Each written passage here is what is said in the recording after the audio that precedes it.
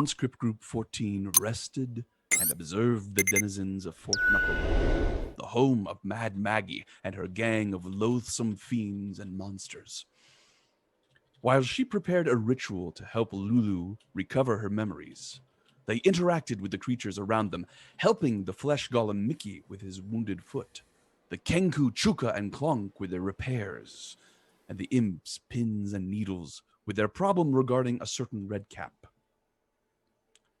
When the ritual was prepared, Maggie brought them all on a journey into Lulu's mind, showing them memories which the Hollyphant had suppressed. They saw events from the far past, showing the group of friends who had accompanied Zariel on her crusade against Avernus, Haruman, human paladin of Helm, Olanthius, human barbarian of the Northlands, Jander, vampire archer and rogue, and Yale, elven cleric of Vandria. You saw how Zariel was gravely wounded during her battle with Bel, the ruler of Avernus. You saw how, while her friends fought to rescue her from a horde of demons, the Hell Riders, exhausted from their long campaign, retreated back to the primaterial plane, abandoning them. You saw the last stand of the companions who fell one by one, and at their end you saw Zariel give her magnificent sword to Yael, who, suddenly alight with celestial power, obeyed Zariel's order to flee the battle and hide the sword. You saw how Lulu became more and more distraught as her friends were slain, until finally the demon horde scattering before him as Modeus himself arrived. In the presence of the Lord of the Nine Hells, Lulu could not overcome her fear and fled, leaving her beloved Zariel to her fate. You can hear Mad Maggie cooing with pleasure as she witnesses the despair and grief in the little Hollyphant.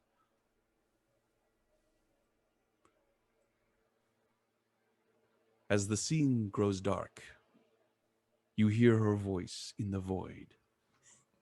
Good, good. Such pure and utter suffering. But there is a little more, I think. Yes. This will be the hardest step of all. I think it likely your friend would rather die than remember this final morsel. You will have to convince her. Force her, perhaps. In the void, you see the tiny golden figure of Lulu floating. Her ears droop, and her wings are barely moving. I'm tired. I don't want to see anymore. Can we go back now? What do you do?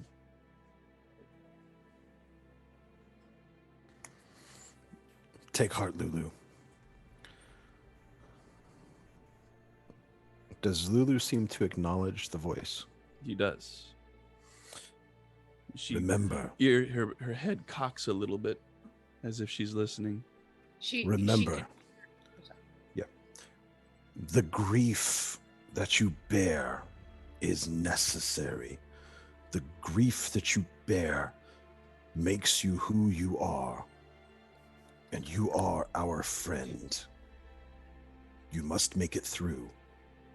Not just for you, but for everyone. Very good. This will be a group skill check. I need 3 successes before 3 failures. Silas, make a persuasion check at advantage, please.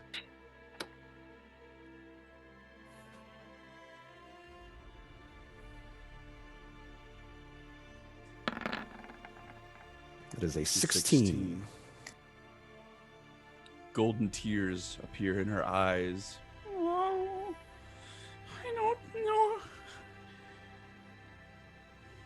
It's hard. Who else wants to try? Isom will speak up. Okay. Remember your friend trapped in the coin. There are many people suffering in this realm, but they do so for the greater good. If you have any regrets on what transpired in the past, use your bravery to channel your courage for what can be fixed in the future, little one.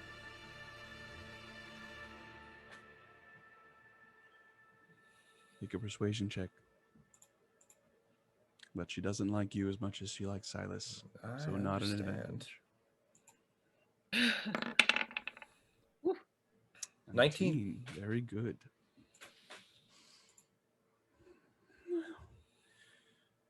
But it was... I don't look at it for a reason. It might hurt everything. It might make it all worse. I tried so hard not to see. One more, folks. Not remembering it isn't the same as it never having happened. But Lulu, you get to choose this. We can't force you to remember it. Just like we said when you were going into this ritual, this is your choice. But what you said then was that you wanted to try and remember everything, even if it hurt, to try and help things now. You just need to decide if that's how you still feel. No, I don't feel that way anymore, Persephone. I didn't know it would be this hard. Well, you still have a choice, but you can't run from it forever. Whether it's today, or tomorrow, or in 100 years, however long elephants live, this will be with you forever, whether or not you choose to remember it now. Remembering it now might help people. I want to help people. I know you do. Make a persuasion check at advantage, Persephone.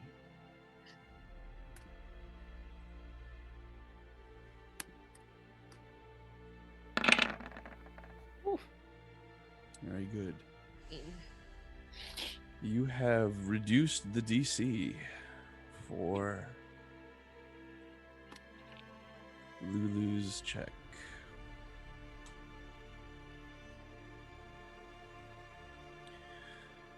All right. I can hear you all. As long as you're with me, I think I can do it. But I'm sorry. The scene changes once again. The blackness flickering and becoming brighter and brighter until once again you see the vast empty fields of Avernus. You see the figure of Yale, elven woman with long feathered wings, holding the magnificent sword. She's collapsed on a hill. Her body is covered with black, ropey vines that are growing out of the hill and have reached around her and bound her wings and pulled her down to the surface. You're focusing just on this area, and in the area behind it, there is, around it, there's a mist, so that what's coming is indistinct, but you can hear and feel shadowy demonic forms converging upon this form, moving in slow motion. At the side of Yael hovers Lulu, golden tears streaming from her face. Yael holds the blade aloft and with a defiant scream drives it into the ground as Lulu emits a burst of radiance so bright you can feel it shining on your heart. You have to turn away. And when you look back, you see a magnificent citadel its walls gleaming with pearlescent stone. And as you watch, the ground around it puckers and chars like flesh retracting from hot iron. Avernus itself wounded by the presence of this fragment of Celestia that has manifested upon it. And as you watch, a huge fleshy wall begins to emerge from the ground, creeping over the citadel like a giant scab, covering it up, making it so that it doesn't exist, absorbing it into Avernus, blotting out the light, leaving just the barest bit of it visible at the top. You see movement, and Lulu, delirious from grief, crawls away from the structure and into the wastes of Avernus. The vision fades, and you are once again in a featureless void, the unconscious form of Lulu floating nearby. Oh, the last crumbs are always the most succulent. Well done, children. Well done. Have your mental selves hold hands, and we will end our journey.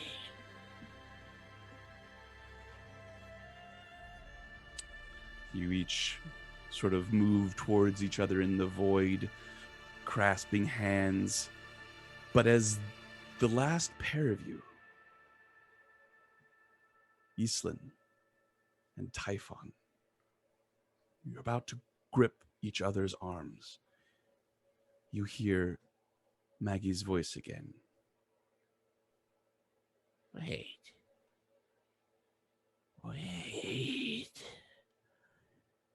Something more. Lulu's eyes snap open, and she emits a plaintive wail. No, not that. I can't. So well hidden. This is it. The final piece. Make her see. Make her remember. She will resist. You must force her. What do?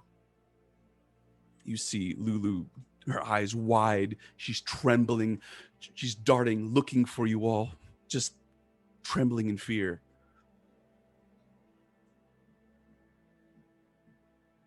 Just call out and say, we're here for you.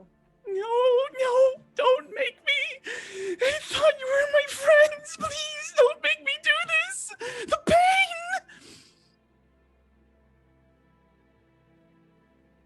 What do you do? What do you say? Lulu, we're here.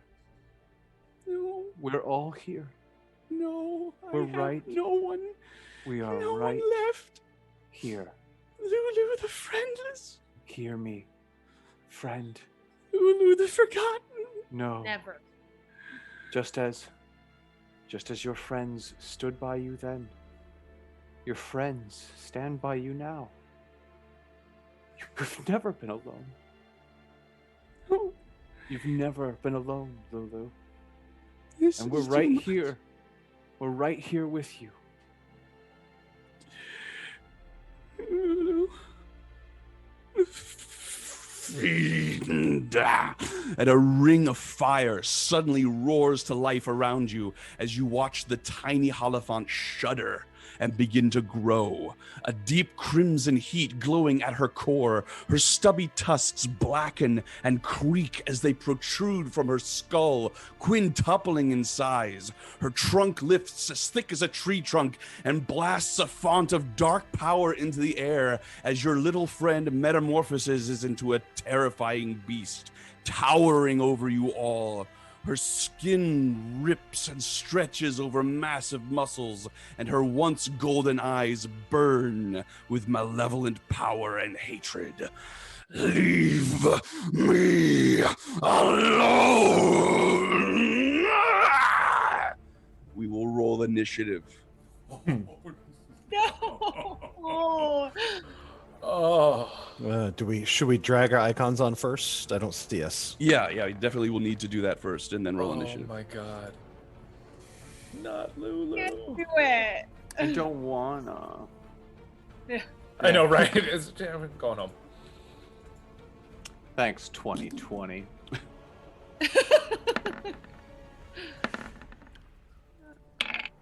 If this is where you want to be, make sure you're actually in a square.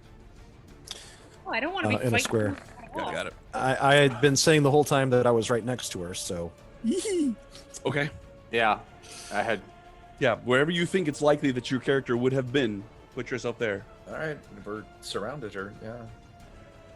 Lulu the Elephant. Let's see. Jax, Islin, Silas, Falkrunn, Persephone, and Typhon. Looks like we've got a full boat. Starting at the top, we have Islin. Islin's not going to raise her weapons against Lulu. She will scream at her. Lulu, there is light and dark in all of us. Fight to let the light take control. All right. For action. At the start of your turn, you feel emanating from this creature dark power. I need you to take. Actually, I need you to roll a wisdom saving throw. Ah, my worst. That was mean. -6. I have. Ooh! Oh, I got a 20, which is Not actually bad. a 19. Excellent. All right, didn't so it you show take 4 points of psychic damage, and you feel a wave wash over you as something's burrowing into your mind, messing with your memories. You're seeing yourself meeting Lulu, various conversations you've had with her replaying in your head as just this swirl. It's hard to remember what you've seen in this vision, what you've seen is real and everything, but you shake your head and blink your eyes and you come back and are present in this moment. What is your actual goal with your action? It's a persuasion. It's persuasion. an attempt to persuade. If I can, Okay. if I can appeal to her, good side to regain control over this monster. Very I will good. do so. Roll up your persuasion.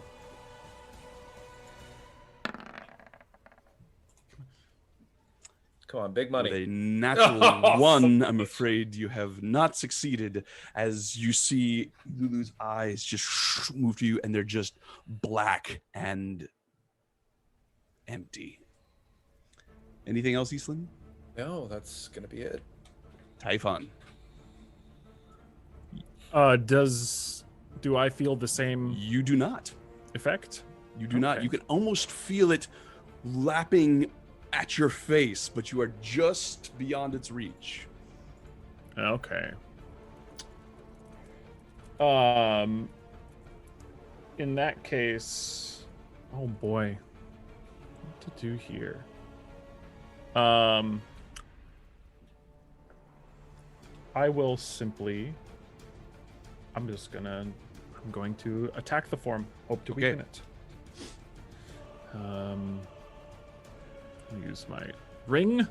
18 to hit. 18 is a hit. Whispering these by accident. I'll fix that in a second. 11 points. Got it. 1 second here.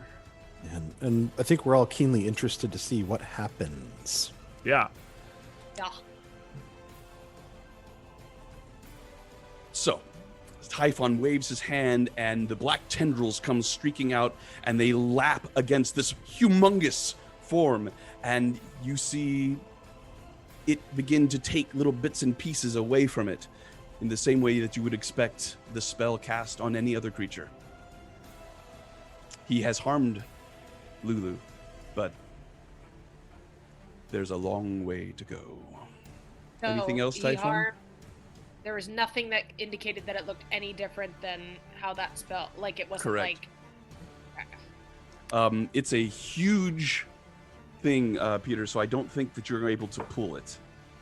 That is correct, and I don't think I could do that anyway. Or it'd be probably a bad idea to do it anyway into my allies. Alrighty. Anything else, Typhon? No. Alrighty. Lulu feels the energy hit her, and she whirls around, just Here in this void, there is no necessarily up or down, but in the context of combat, your brains instantly sort of lock into, this is ground, this is sky, this is the plane we're working on.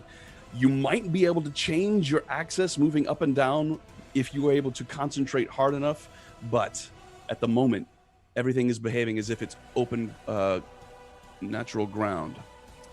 She whirls to face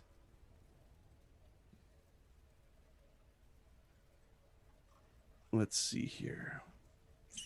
Yeah. And she takes a huge inhalation with her trunk and out comes a cone of power. I believe, let's see here. I think if I move it in this way,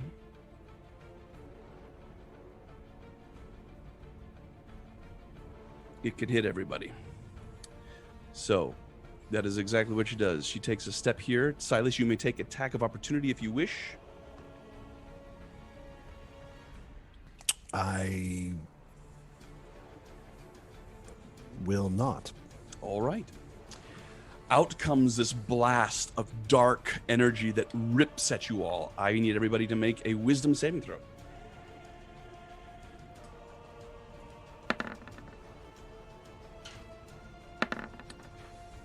Does this have any sort of similar effect to the fact that does it hurt me too? I'll tell you in a minute. Okay. We have 19 from Falkrunn. 19 from Falkrunn, 13 from Typhon, and 20 from Typhon. Yeah. And 11. This isn't magic. Okay, then I've got a 13. Sorry, 13, I should have asked. Yeah, this is a breath weapon. So 11 from Jax, a 13 from Typhon, a 19 from Falkrunn, a 22 from Silas, and a 17 from Persephone. What? Is Persephone in that attack? I don't think she's not, but she made the attack anyway. No problem. I did say everybody. That's true. That's true. He did. I did say everybody. All right. So everyone except for Jax has succeeded. Everybody except for Jax, please take 8 points of psychic damage. Jax, you take 16 points of psychic damage, and I need you to make another wisdom saving throw. Disadvantage.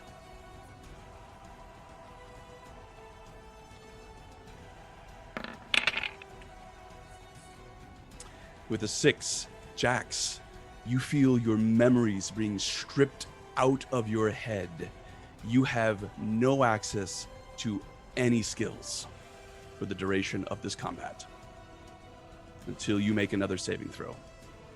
That is the end of her turn. Jax.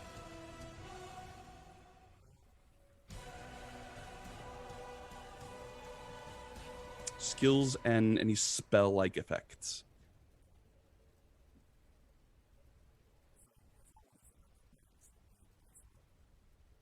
Yep.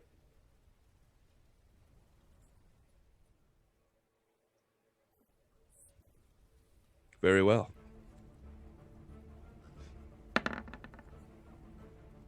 Natural 1. Anything else from you, Jax? Alrighty. Jax, the beginning of your turn, I'm going to need another wisdom saving throw. Yep. So that was moving from her turn into your turn. So wisdom saving throw, 15. You have succeeded. You only take 3 points of psychic damage from her aura. Anything else from you, Jax? Persephone. Alright, I'm just kind of rolling blind here, but I'm going to cast Dispel Magic on Lulu.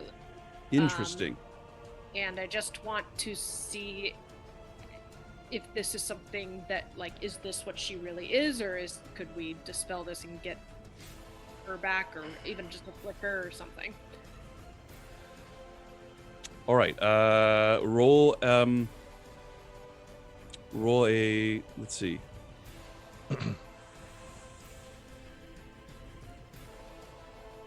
Yeah, I need you to make an ability check using your spellcaster ability. So a charisma check. Just a d20 and add your charisma modifier.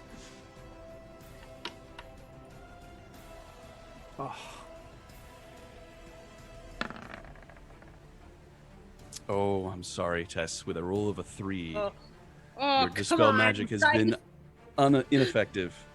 All right. And I just call out, Lulu, we're here for you. All right. Is it still quiet, Silas, guys? top of your turn, and make a wisdom saving throw, please. This is for people in chat. Is it still quiet? That is a 16. Very good. Still a bit low. 2 yeah? points of psychic damage. Don't know why. Wow. Okay. Is that a vicinity thing, or is that still from the How about area now? that is showing up on the map? That What is is a it? vicinity Is this thing. better? Yes, I will Any better at remove all? the breath weapon attack for the time being. Okay. Sound Wanted to fine, make yeah? sure it wasn't lingering or something else.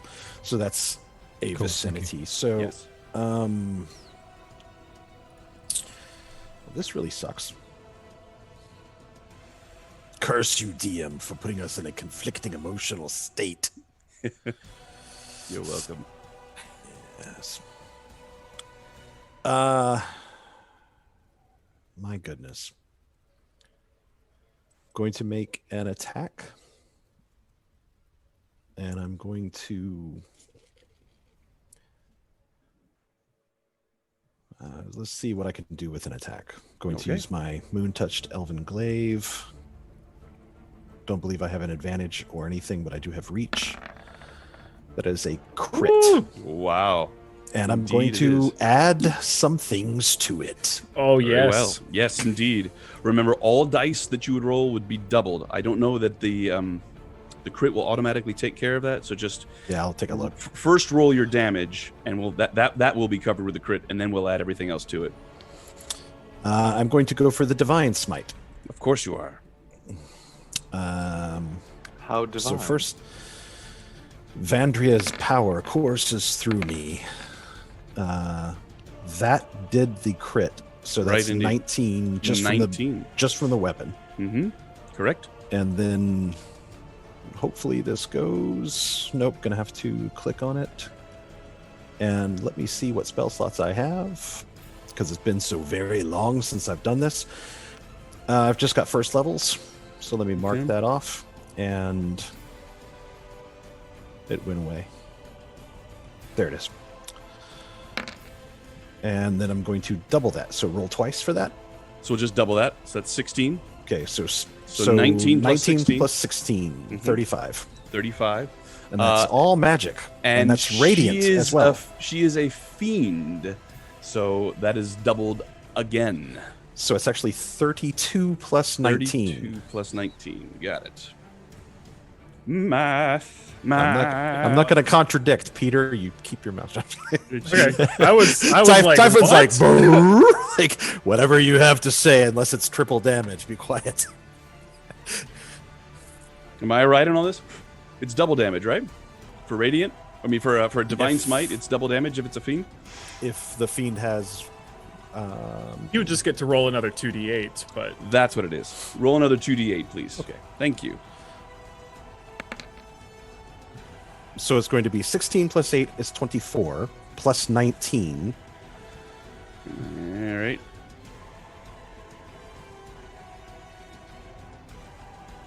$43. Got it. Silas wheels around with his bladed staff, comes down, draws a huge gleaming slash across the flesh of this creature, and there's a bellow just that rings out as amazing amounts of damage have just been dealt. That will bring us to Falkrunn. Okay. Just want to Falkrunn, double check, no bonus action or movement there, Silas.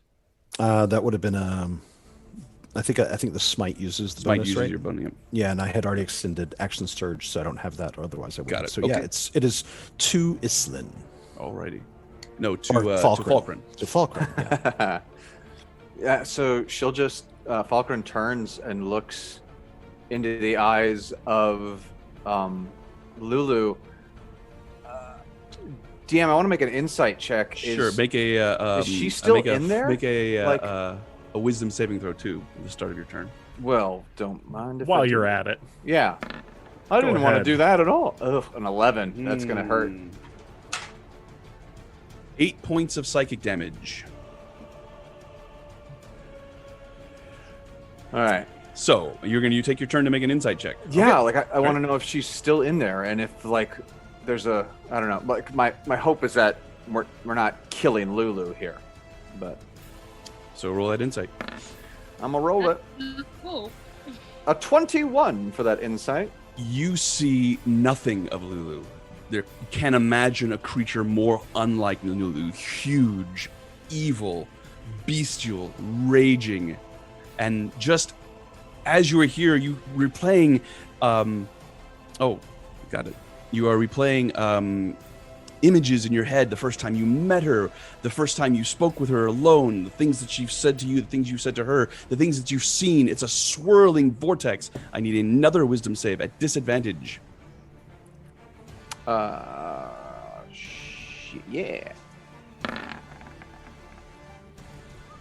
Nice. 15. 15 succeeds. All right. At the top of the round, you Oh, hear... Oh, I skipped your turn completely. Although all you have now is a bonus action. You are correct. And so, like, upon like seeing that, like, there is no Lulu in there, she just There is only Zool. yeah, there's only Zul. Steve. So yeah, she like Falkrunn looks right into Lulu's eyes, and she's like, "We're right here." And she looks at her and casts spiritual weapon and brings out Steve. So, Alrighty. Steve comes in with Where an does Steve 18, and he is, and like the hammer comes in, and he just like flies at what would be like her chest, so it just hits right in that center to try to drive her back a little bit. 6 points. 6 points of force damage. Got it. Okay. I hate my job right now. I know. You right? hear the voice of Maggie in your head. You Fools, stop wasting time! And as you hear that, you see the flames around you creep closer, Oh man. decreasing the size of the battle. And as they do, you feel the heat flickering from them. It's a heat that you can feel it on your skin, but you also feel it in your brains as they slowly begin to cook. Back to the top of the order with Islin. More. Okay. She's going to retreat from Lulu a little bit, and she's going to cast. With each step closer to the fire, you feel the heat intensify. If you take another few steps, you'll be in danger of having damage done. Understood. Thank you. She's going to cast Hold Person on Lulu's form. All right. It is a Wisdom saving throw of 14. Very good. The first sentence of the description of that spell is the most important one, and it has no effect. Oh! Anything else, Islin? Yeah. Damn it. No, I'm just going to be grumpy that I wasted my turn. And the spell slot. Oh. Typhon.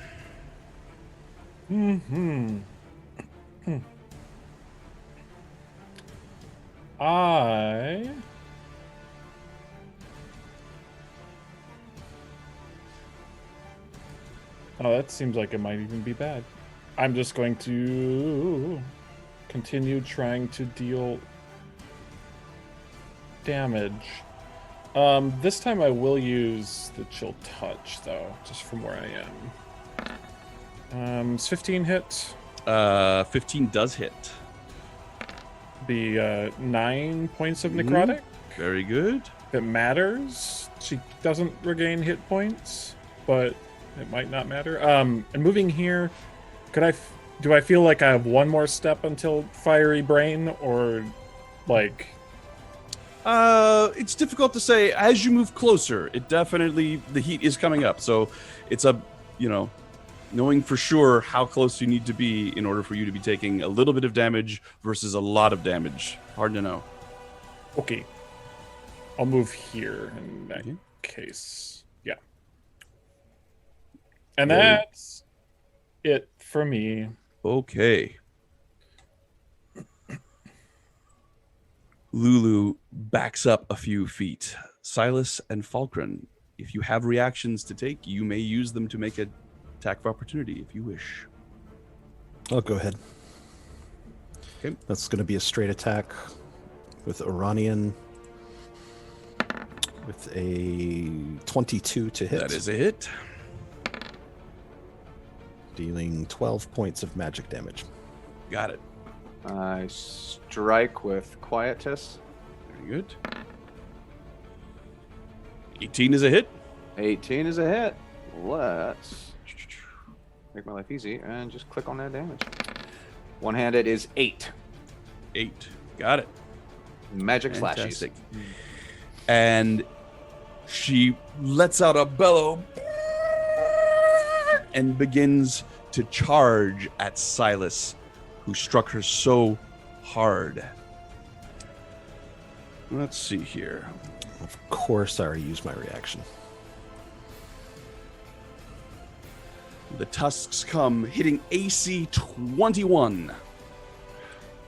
I need a Constitution saving throw. I am going to try to invoke Vandria's luck. To when an attack roll is made against me, I can roll an additional d20. So, can I do that? That doesn't say it's a reaction. It just says it's a thing. So is it the lucky feat? Yes. Okay. Is it a reaction? It just says when an attack is made. All right. Cool. I get to make another attack.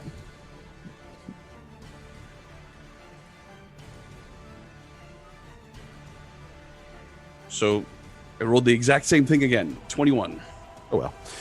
What was that damage? We'll go with the first damage. 27 piercing, Constitution saving throw. Ugh.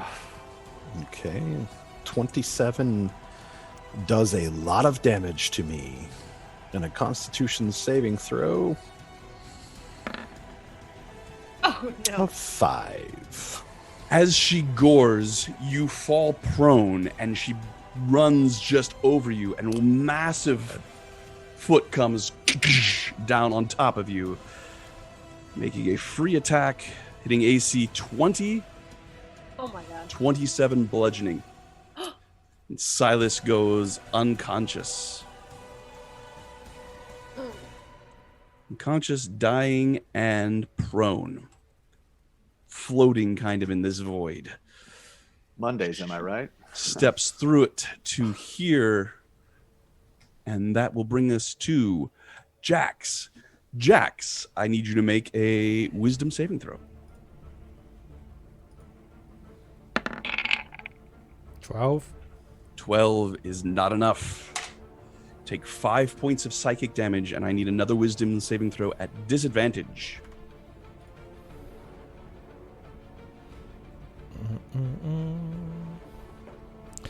Could I have taken my reaction to move away from it?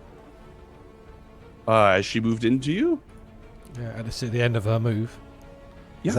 Is that a skill? Yeah, the special thing that he gets was being a scout. Yep. So would I have You taken could absolutely have that done that. She has reach, so it depends on how far you're able to Doesn't move. provoke. Oh, I'm sorry. Well, so she's ended there. Move. Where would you have moved? 5, 10, 15, 20, 25, 30. So down to here. 5, 10, All 15, right. 20, 25, 30. Would I have been out of her aura? You are still within the aura, Okay. just barely. So you still need to take the damage. I could have taken that. And another wisdom saving throw. I've rolled at advantage. Does that matter? 9. 9. You are under the effects of a confusion spell. Right. Let me go to I'm that. already under that. I'm already under that. Let's see here. I will post it here. Yeah. So, as soon as it is cast, you begin to re-experience these feelings that Lulu has for you. The conversations you've had, the things you've witnessed here, this battle itself, all jumbled up together, and your mind can't handle it, and it breaks. So, let's see. You can't take reactions, and now at the start of your turn, so since you were able to use reaction when she moved into your space, we'll say you still got that reaction, but you can no longer take reactions. You must roll a d10 at the start of this turn. A 10. Nice. You can move and act normally. Okay. You can move like Mickey. Yeah. I will move. So 5, 10, 15. 15 to there. Okay. Healing potion's a free action, isn't it? No. It is your action to administer a healing potion to an ally.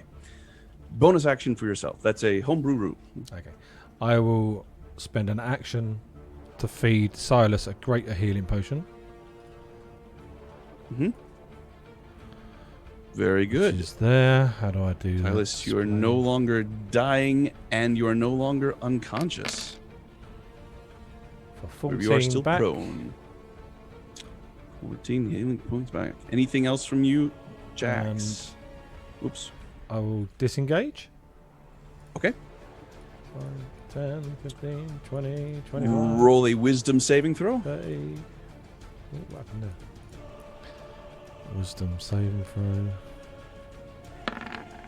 Natural 20. Natural 20. So that takes care of the loss of your skills from the breath weapon. Okay. So let's just see. So that takes care of that one. Now at the end, we need another one for confusion. At the end, beginning and end. The beginning was the end of your turn is to see whether or not it continues. Oh, okay. 14. 14 is a success. So you are no longer confused. That will bring us to Persephone. Okay, and Silas is up. Silas is prone, but he is conscious and not dying. Okay, then I'm gonna try that dispel magic thing one more time. Oh wait, yeah, no, I can cast it through the wall. Okay, all right, and here's my. All right. Roll. 23.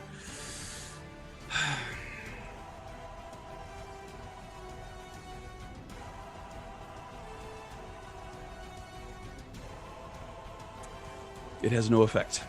Okay. I apologize. Anything else from you, Persephone? No. No. All right. Silas, the beginning of your turn. Roll a wisdom saving throw. I can do that. 22. 22. You have succeeded. You take 3 points of psychic damage from the aura. I have succeeded. Take damage. Yep. Wait. Okay. First, I'm going to use half my movement to stand up. So Very I'm no longer good. So prone.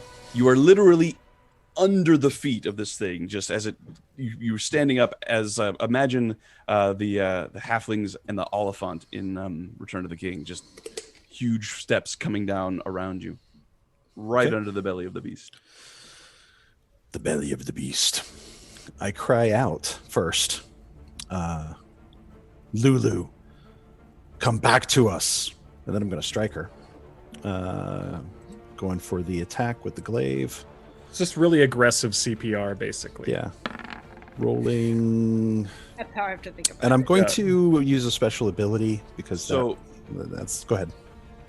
I see a wisdom save and then damage. Did you roll an attack? That's an attack roll. A 10. Oh, I see it. Yep. Okay. I'm Yeah, afraid it's, a 10 it's just does not so very low that it didn't matter. yeah, that's an attack roll. Oh, sorry. oh, look at it! There it is. Oh, it's so cute. Sorry. But 10 I'm does going. not I'm succeed. going to invoke Vandria's luck again. All right. That's 2, so that I can roll a d20 again to try to make that go away, because I don't think a 10 is going to do me much good. A 12, and I'm going to use another special thing, just because I'm really trying hard here. I'm going to use my superior training to be very precise, so that I can see what that does. Ooh. Gets me up to a 17 to hit. 17 is a hit. And I'm going to Divine Smite. Okay. So, first the damage 8. is an 8. And Okay. then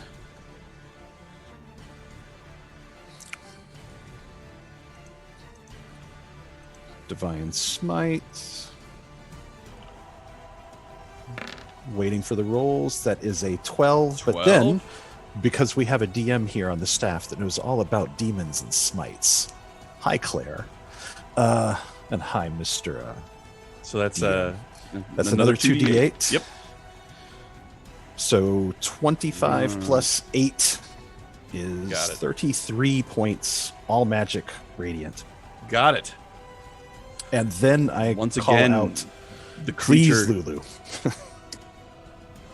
Once again, the creature bellows in pain, and black Icarus blood just falls all over you, coating your arm as you dig into her belly with your glaive. Anything else, Silas? Are you staying directly underneath it? Well, that's first I strike, then I get rained on, right? It's order of action, right? Then I, because the Divine Smite is not a bonus, the others are. I'm going to bonus action Second Wind. Okay. Because boy, I need it. There was a good point pointed out that this wasn't a crit, so you'd only get 1d8. But... Good Okay, point. So I'm sorry. gonna Well, I thought it was subtract- because it was a demon. Yeah, but that's an extra D8. You get the 2D. You got the 2D8 because of the crit last time. Okay, I just rolled it. so So thank sorry you. for that. The second Thank one you, was a Jack. 7 and a 6. So just take the 6 off as it was the So I'll just last take one. the 6 away. Got it. And my second wind is pathetic. That one hit point, though, it's gonna make all it's the two. difference. It's two. Two. Sorry. It's Well, then you're fine. Yeah. Anything else, Silas? I'm just, without moving out of her actual reach, assuming she was running that way, I'm going to go right there and then stop. I'm done. Alrighty. That will bring us to Falkrunn at the bottom of the order. Yes, indeedy. I cast Beacon of Hope. This is I choose any number of creatures within range, and for the duration, each target has advantage on Wisdom saving throws and Death saving throws, and Excellent. regains maximum number of hit points from any possible healings. An So that's excellent pretty much cast. everybody except Yislin, who's out of the range right now. Before that is cast, roll the Wisdom saving throw. You saucy. I mean, yeah, sure, why not? Just a good old-fashioned Wisdom. Mm-hmm. And that is going to be a 11. I'm afraid that fails. I need another Wisdom saving throw at disadvantage. Your mom's a disadvantage. All right. Yeah. 8 points of psychic damage. That's because of the mom comment, isn't it? Ooh. However, you succeed against the confusion. Yeah. You are able to wrench your mind away from this chaos, focusing on the here and now. You know who you are. You know what is happening. And that was 8 points of psychic damage? Yes. Lovely. So now Beacon of Hope goes up. Beacon of Hope goes up. Make sure you remember you are concentrating. Yes, I am. Say. And for kicks and giggles, I'm going to have Steve the Hammer. And I look Lulu right in the face and say, we're right here. And Steve the Hammer comes swinging. And he is... Oh, the 22 to hit. That is a hit. That'll be a hit. And he deals 8 force damage. Nice. Good job, Steve. If only Steve cared. He does. That'll bring us to the top of the order. Yes, keep her up. She is weakening. As the fires come closer. Weakening, the voice says. How much damage have I done to this thing? Yeah. Quite a bit. Those of you who are on the edge of this battlefield, it is noticeably uncomfortable. If you remain in this spot for much longer, it is likely you will begin to take damage. Islin. Okay, so she's going to step away from the fire here, and she's going to take a shot at poor Lulu.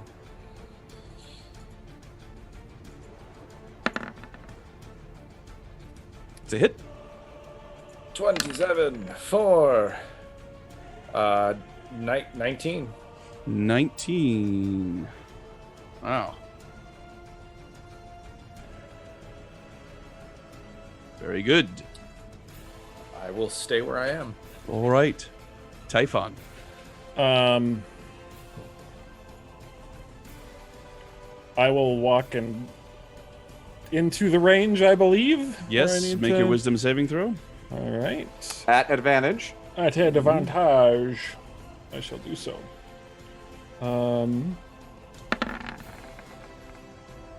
Ooh, you have failed. Let's see. I'm trying to remember.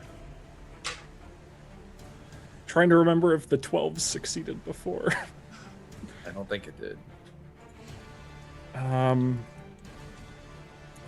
Remember, if this fails, you have another one coming up. Yeah, okay. I'll take the failure. All right. 6 points of psychic damage.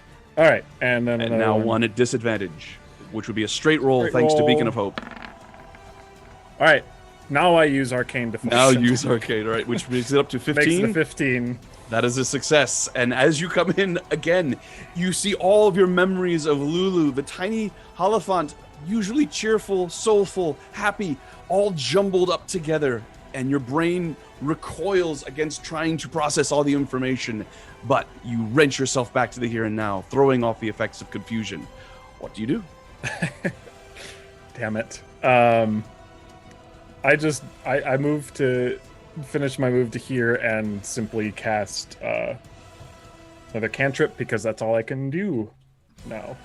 I was originally going to cast a spell on Silas. I went behind him and said, never mind. And oh well. None of us know what we're doing. We're attacking Lulu. I guess so. I crit though. You did. Roll that damage. I would like to smite. Yes, the lesser known paladin wizard. Wow, with a 22 chill touch. It's a big chill touch. It's really big cool. chill touch indeed. All right. Anything else, Typhon? Nope. That brings us to Lulu. D6. All right.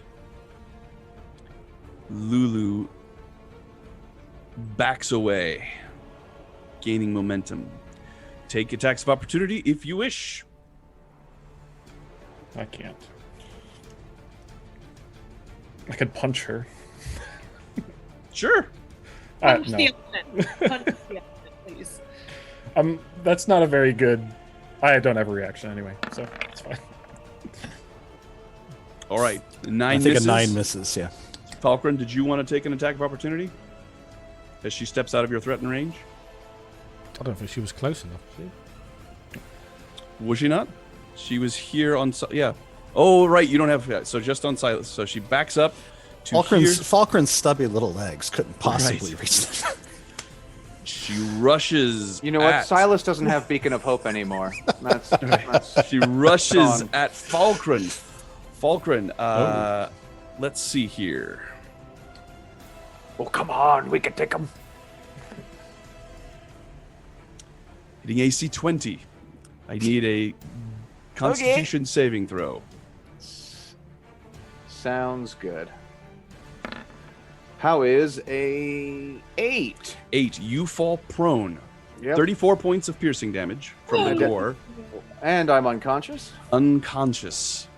Beacon of Hope fades, and as she runs by, her feet crush you into this non-existent void. As once again, Falkrunn, you fail 2 death saving throws from this attack. No.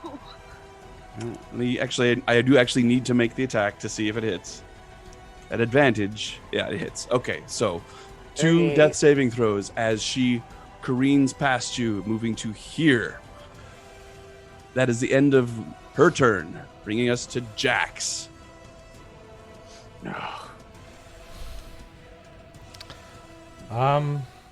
Hey, Falkrunn. Where's Pixie now? I will shoot.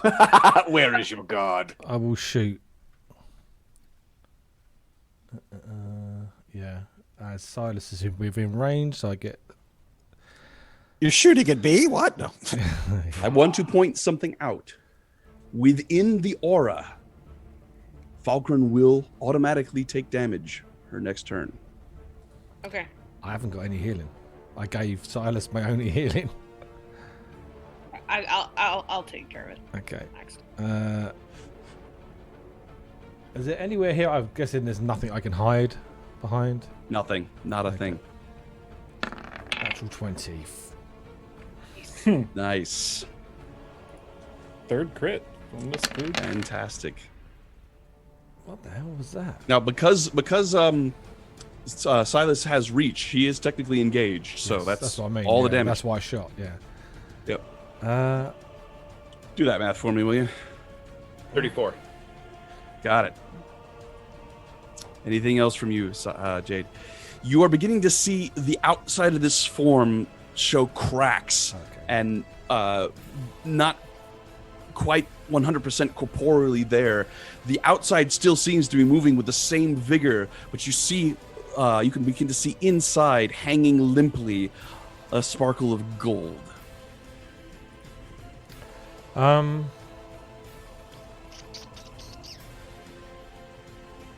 Yeah, I stay where I am. And actually, Right. I move slightly behind Steve so it can pick someone to charge at. Okay. Persephone. A word on Falkrunn for a whopping 11. Hey. All right. Falkrunn, you are no longer dying or unconscious, but you are prone. And obviously, Beacon of Hope has faded. Anything else, Persephone? That was a bonus action. I am going to. Oh man! So even Get if in I there. don't, Come on. I can't do it. Even if I don't do another action, could I not use a bonus action? So I want to cast Bardic Inspiration, but Bardic I don't Inspiration want to is a bonus action, correct? So I can't. Correct. You've already used So- bonus Yeah. action to cast Healing Word. All my plans. All right. 5, 10, 15, 20, 25. All right. I need you to roll a Wisdom saving throw. You don't wanna. You didn't want to look. Oh my god. Okay. Well, unfortunately, you only take 4 points of psychic damage, but I need another Wisdom save at disadvantage to resist the effects of the confusion spell.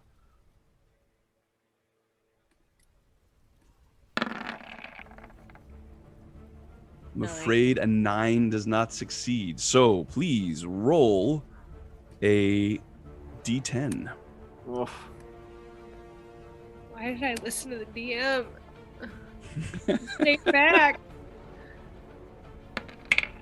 Is that the start? God. Is that the start of her next turn? Let's see. Results each 10 foot. Can't take reactions and must roll at the start of each turn to determine its behavior for that turn. That's true.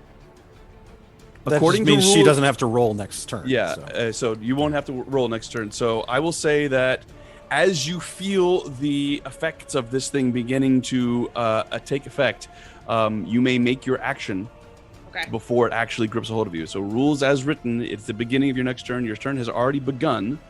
So... All right.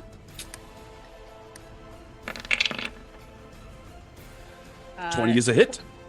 11 magical piercing. 11 points of piercing. Excellent. And I... Any bardic stuff? I wanted to... your bonus action's gone, right? Yeah. Yep. Yeah. But you saved me. Will bring us to Silas. Silas, roll a wisdom saving throw.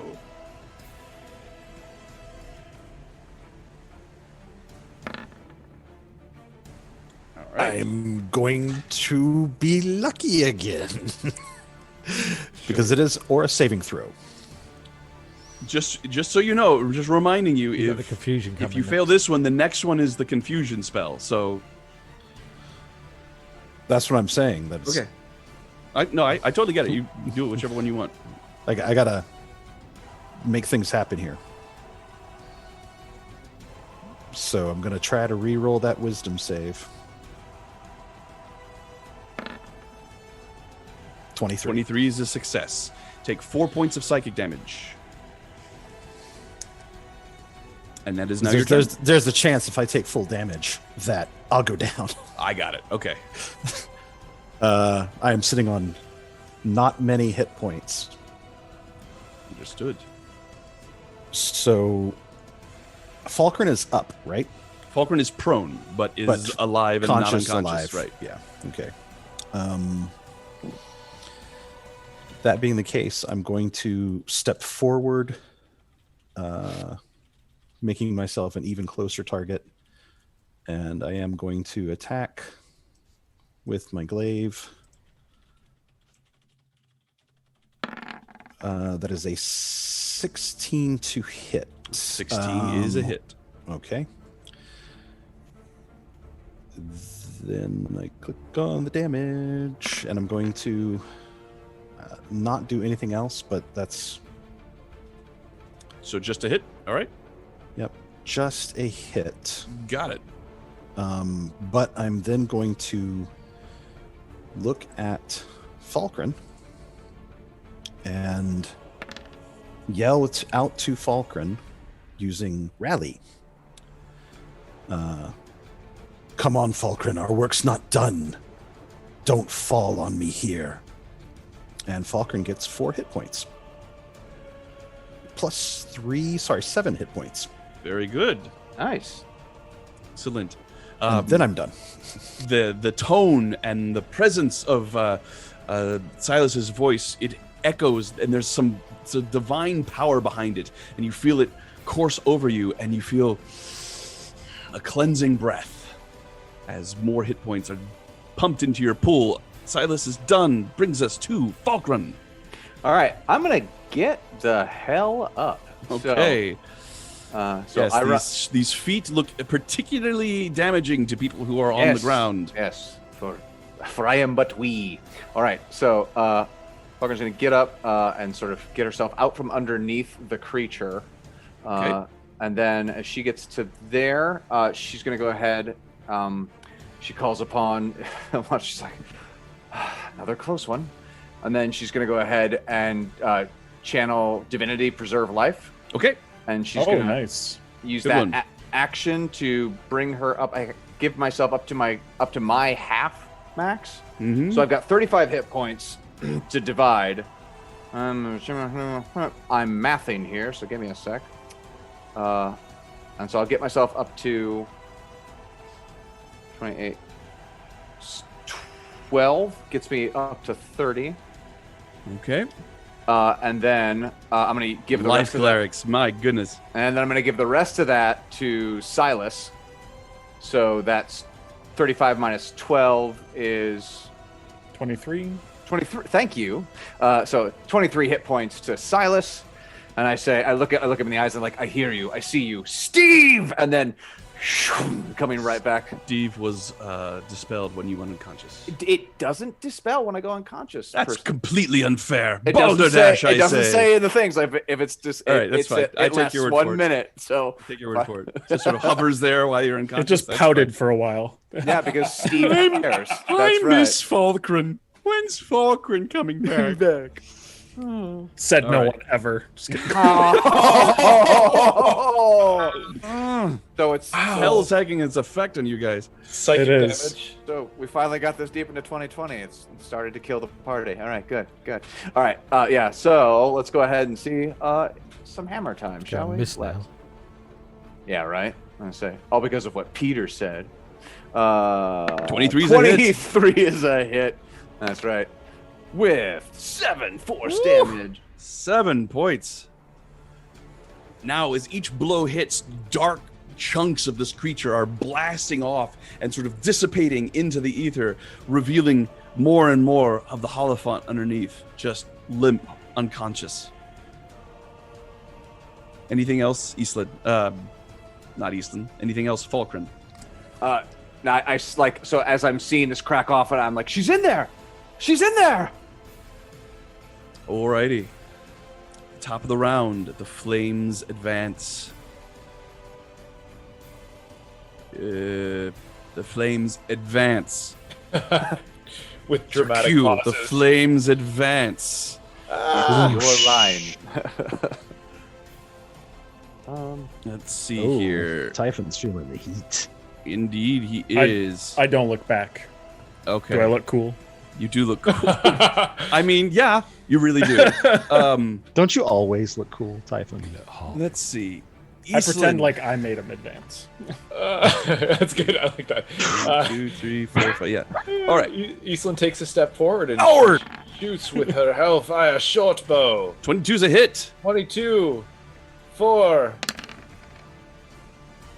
14 damage. Woo! 14. Another large chunk blasts off to the side. You can see Lulu very clearly. You can almost reach out and touch her. She'll scream, "Lulu, wake up!" That's the end of my turn.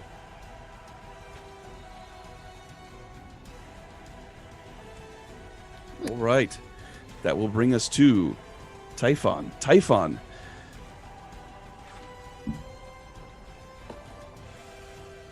All right. Ooh. You're good. I'm playing with fire, baby. Yep. All right. I The will. heating pad for your neck. I know, right? Oh, that's why I was doing it. I was like a little closer, a little back up. Oh yeah, right there. And then It feels good for like 2 seconds, and then it feels really bad. this may be overkill or not work, but seeing Lulu sort of emerge, his eyes widen, and I will begin to chant and cast banishment on the creature, encasing her. Ooh. Excellent. I would love to hear your banishment spell, Typhon, as I make this charisma saving throw. Indeed, I hadn't translated it yet. Okay. Well, yeah, I will better come make up it with something one in up. a moment. Better make something up. It is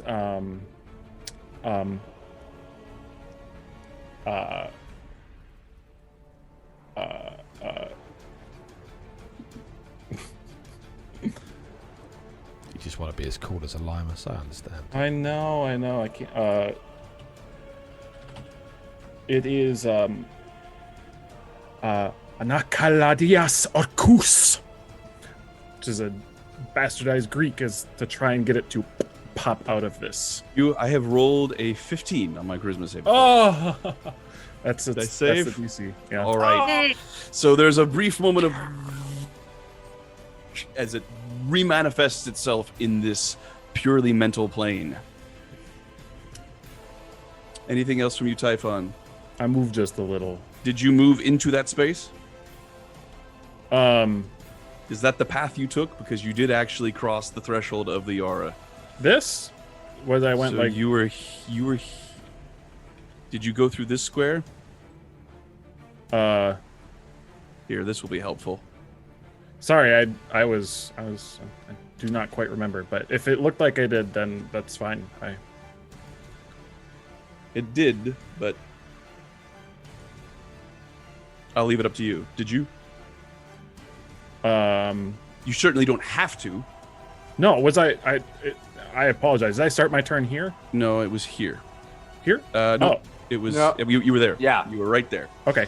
I would have just having discovered the range before, Got it. Just skirted around. So okay. That brings us to Lulu the Holophant. Ooh. Ho, ho, ho, ho. She turns,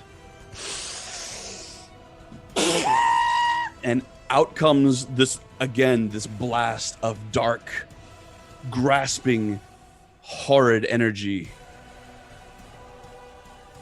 Great. Yeah.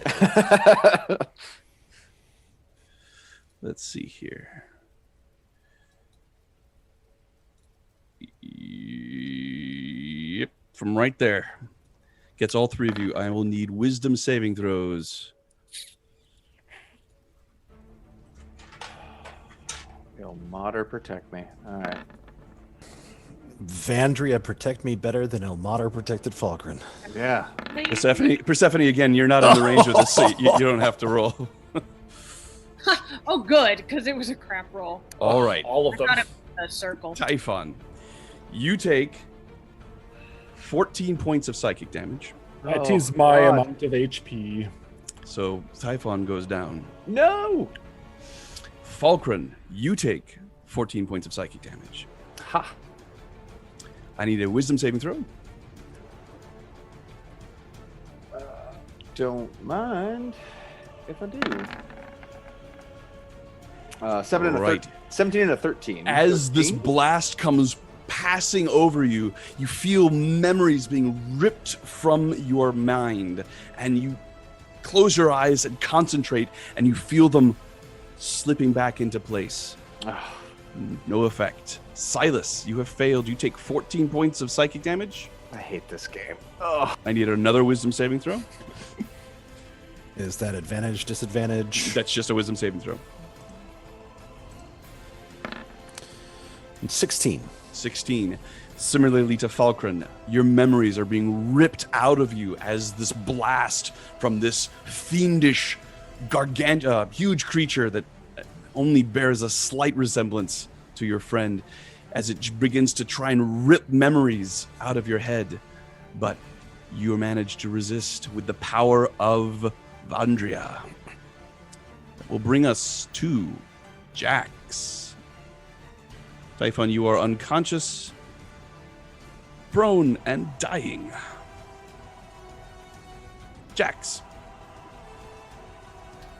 I will move over to Yuznin and say, "Oh, this is fun, isn't it?" And I will shoot at the creature for 14 to hit.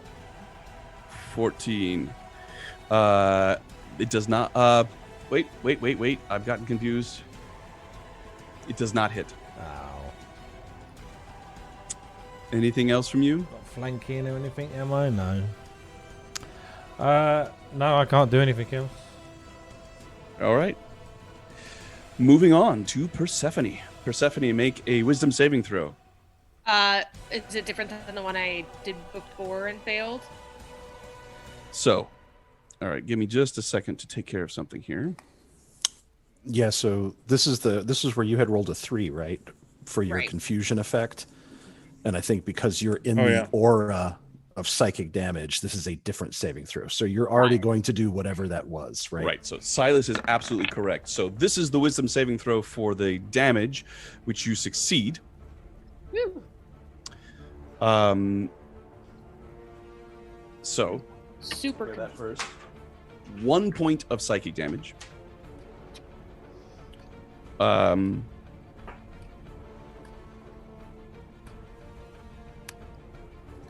So you failed your confusion. So now we need to roll for your confusion effect.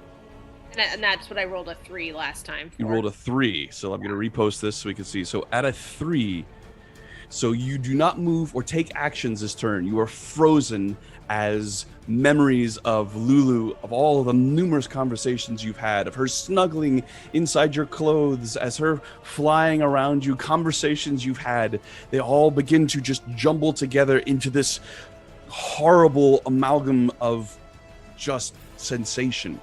But at the end of your turn, I'll have another wisdom saving throw. Okay. And that includes bonus actions, I would assume. Yes, Like, everything. Great. Then I'm sorry, make another wisdom save? Wisdom saving throw, yes. Boom. Nice. 21. The effects of confusion fade, and you blink your eyes coming back, and you can see just right, almost just in front of you, Lulu hovering inside this creature that is surrounding her. Silas, make a wisdom saving throw, please.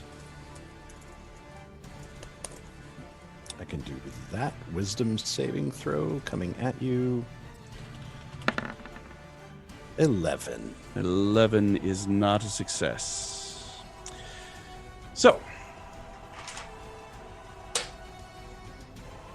4 points of psychic damage. Make another wisdom saving throw at disadvantage. At disadvantage. That is a 9. A 9. You are under the effect of the confusion spell. Please roll a d8. A d8? Mm-hmm. Well, it's a D10 at the beginning of your round. Yeah. I'm so sorry, not a d10, a d8, d10, d8, a d10. Yeah. So we'll ignore that one. 6. That's the next turn, though. Right? Yep. That was the ruling that you get to complete this turn. Yeah, that's right. I guess the effect of this aura, that is the Right. ruling. So this turn you get to have. How translucent is this Helephant? The Helephant itself is not translucent at all. It is flesh and blood, but now it is sort of like pocked with large holes. Chunks of it have fallen off and disappeared. You are able to see through it. You can see the flames, and you can see your allies dancing around outside of it. So you can see right through it, but it's like partially a partial But cover. inside, the golden form of Lulu is still unseeing, unhearing, right? She appears to be unconscious. Okay. Well, I'm going to attack this hellish shell from where I am. 25's a hit. 25. And I'm running out of stuff. 11 points. It is 11 points of magic damage. Okay. And I'm going to go ahead and do a divine smite. Last divine smite Last divine smite. that I can possibly do. I just have to find it. This could be it. And this is a 2d8 plus a d8 because Plus it's a a D8. undead It's or a fiend. fiend. So 3d8. So first I'm going to do the 2d8 for him. Okay. Then the extra d8. So a total of 9 points of All right. damage. So, as you bring down your weapon, again calling upon the might of Vandria, which somehow, even in this mental landscape in hell, still finds you, courses down your arm, and causes your blade to glow brightly as it comes down, slashing off another huge chunk of this creature that then disappears into the void. It is still standing. Anything else, Silas?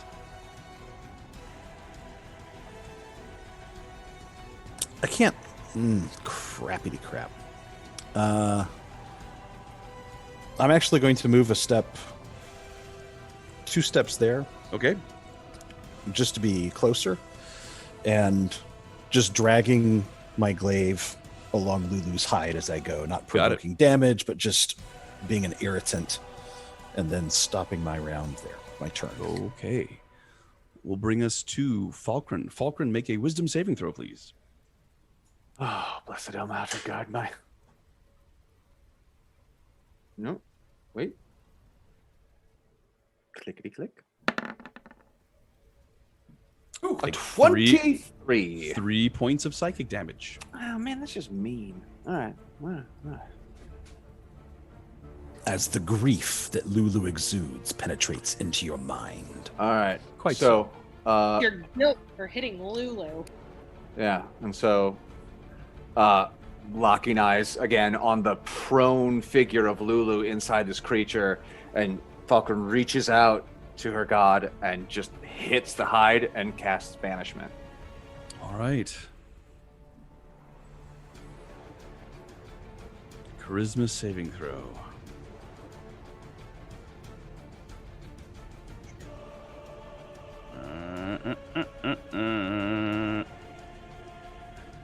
I rolled a 10. Yes! As there's a and this creature just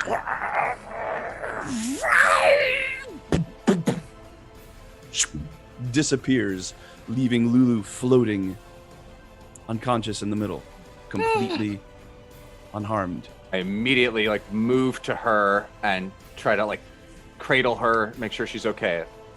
I immediately move to Typhon. Same. We are still in initiative, so please put yourselves back. I announce my Top of the intent. round. The top of the round. So then The flames come in. so that was Falkrunn, my action. you are concentrating on banishment. The flames move in. Let's see here. Awesome sauce. Typhon, you take damage. So you fail. It's not a melee attack, so you only fail 1 death save. Doesn't Falkrunn have the rest of her action? Banishment is a spell, right? It is a spell. Yes, she's quite right.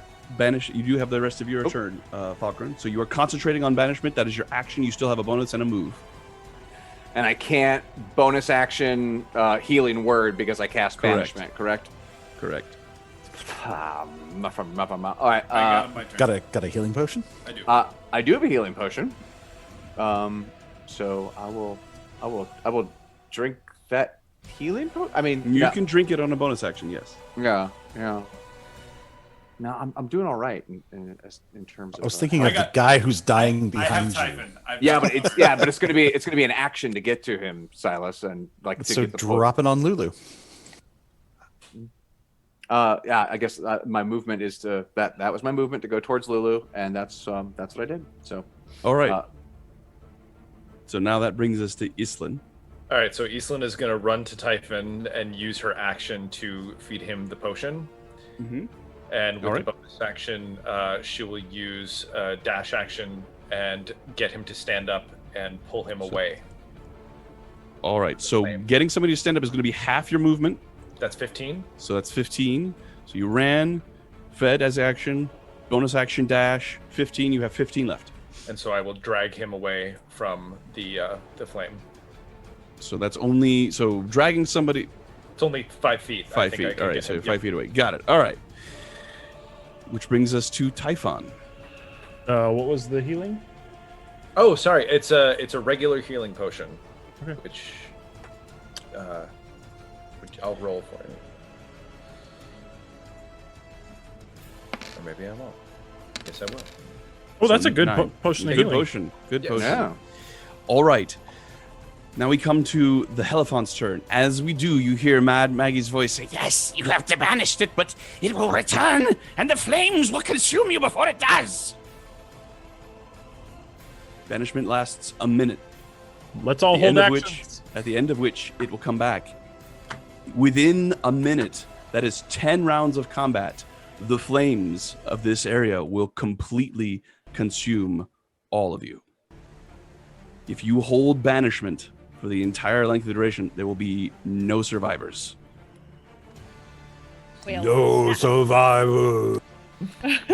Do it, Ryan. Does everybody understand? He's bluffing. He's bluffing. Ryan of all people, those I'm not bluffing. It's my turn we'll now? continue. We're going to continue. Yeah, it's your turn, Typhon. Gentlemen, it has been an honor and a privilege. No idea if it will make any difference. I am going to cast Protection from Evil and Good on Lulu. Okay. In case there's some sort of possession going on there. Perhaps. What effect would that have?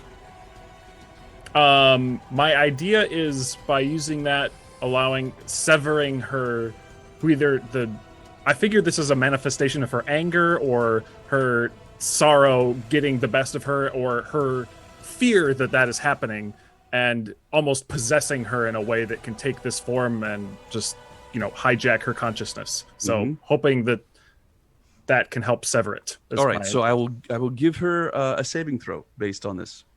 Okay. Unfortunately, I've rolled a 4, so even with her bonuses, that is not effective. Okay.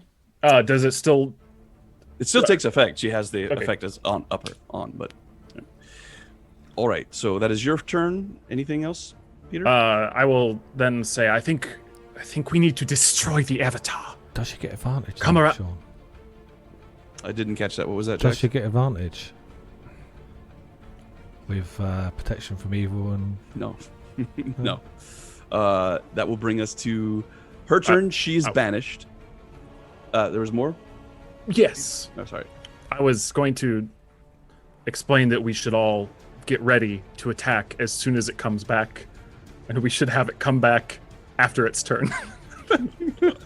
Because that's I don't know. Already in action. There's no non-meta way to explain. Yeah, I get it. So everybody, everyone's going to very- hold an action. So we're going to go through the combat layer. Everyone's going to hold an action, getting back to her turn. So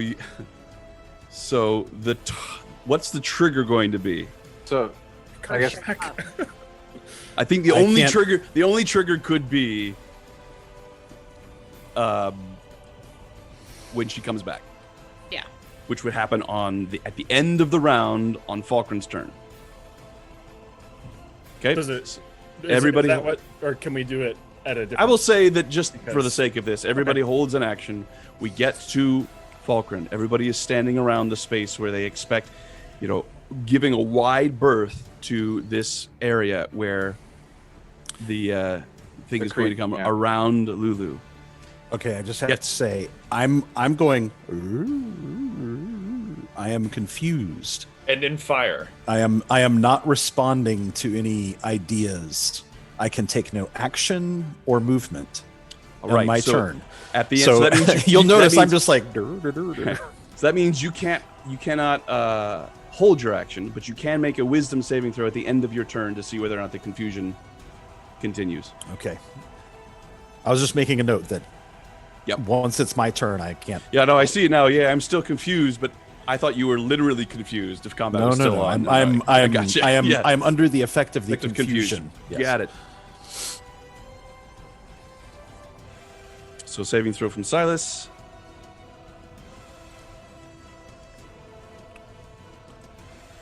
And that is the saving throw to shake off the confusion. 8. You are still confusion. Roll a d10. Confucius, 10. That's not a 2. Let's see. You do not move or take actions. So that would be for the following turn. That would be for the following turn. So we come to the end of this round. You realize, Falkrunn, holding your banishment spell, holding this creature away from the space, that if you hold it for the duration of the spell, the flames in this room, this mental construct, will completely close in on your group, consuming you all. Everyone is standing by. You make eye contact, looking all around. Nods. Silas, nothing from Silas. I got no action, but... And... I've still got an action, though. You drop the spell. I've still got an action, though, before that. Am I not? The Holifont returns. DM. Jax, I heard you. Is my mic Jax really quiet? was asking about an action. Is my mic No, really I can hear quiet? you clearly. You're underselling it a little bit. You were holding your action, correct? Yeah. I can still hold an So attack, though, can't I? I can move. Bonus action. You can do a movement, a bonus action, and then hold an action. Yeah. Yeah. So 5, 10, 15, 20, 25, 30. So, does my releasing of this? Let's wait. Let me take care of Jax. Sorry, yeah, Jax, go. Would I be able to pull Silas away, realistically, from the fire? You're tiny. Small. So to do it, I would have to. It would at least be an action, Jax. Okay. See, and my holding my action is going to be a big one, isn't it? I hold my action to shoot. Yeah. Okay. Yeah. Hold your action. So you still no bonus. Can I mean, I can't hide anywhere. So. And you don't want to, and you want to stay right there. I mean, can I like stealth in a way to like surprise him as he comes back in? Well, technically, Hide behind someone. I would say, yeah, with her not being able to see you right up until the moment of attack, it would definitely be a sneak attack and advantage on that attack. Right, I will stealth just to, for fuck you. but that's still a 12. That's still a 12. All right, okay. Oh my god, natural ones of my stealth rolls. Doesn't beat her passive. I sorry. think you're cursed. Getting it out of the way. I'm sure you've given me a cursed item or something. Yeah. Oh, an actual cursed item? Yeah, I someone mentioned it joking around, and I went through and checked all my items to see if anything was cursed, because I was just constantly rolling ones as stealth. Oh, that would be cruel if I just did and didn't tell you. I mean, it all started when Eastland joined the party. I'm just all right. So Oh. everyone is prepared as they can be. Now, Falkrunn, you're holding banishment. Yeah, so I'm holding banishment to cancel it. That's my action. Yes. No. Cancel is no. So you will cancel it, and you will actually get your free your whole attack. I get the whole kit and caboodle. Yeah? Yep. All right. Excellent. So I'm going to then, before I cancel it, I'm going to move up here. I will grab Silas. Okay. And I want to just get him out of the. Can I just like? I'm wanting to move him away from the fire, essentially. Okay. So Persephone can also do it. She's got an action as well. How so? What's that? Is that going to cost me my action there, Sean? Is that? No, he's standing. I mean, it takes you half your movement to drag him. Okay. Yeah. So just get him back over this way. Excellent. So how far did you move total? So I was here, and that's 5. And there'll be 10. double movement to drag him. All right, 5, 10, and then that's 20, and so yeah. So You're he's good. Okay. Yeah. Got it. Yep. All right. He's good. That's good. You're good. And pop goes the weasel. She comes back. Silas, roll a wisdom saving throw. As the aura remanifests. And that is a 17. 17. Take 2 points of psychic damage. Falkrunn, roll a wisdom saving throw as the aura remanifests.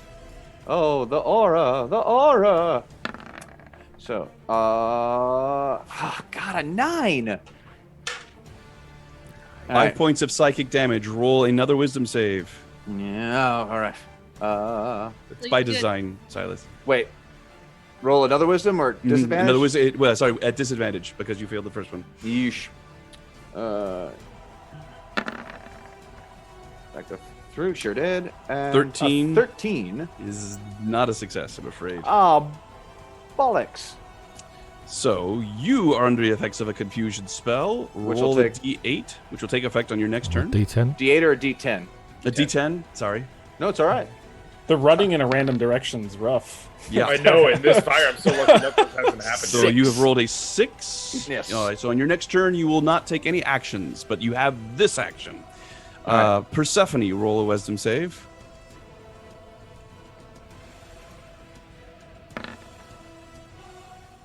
All right. You take 4 points of psychic damage and roll another wisdom save at disadvantage.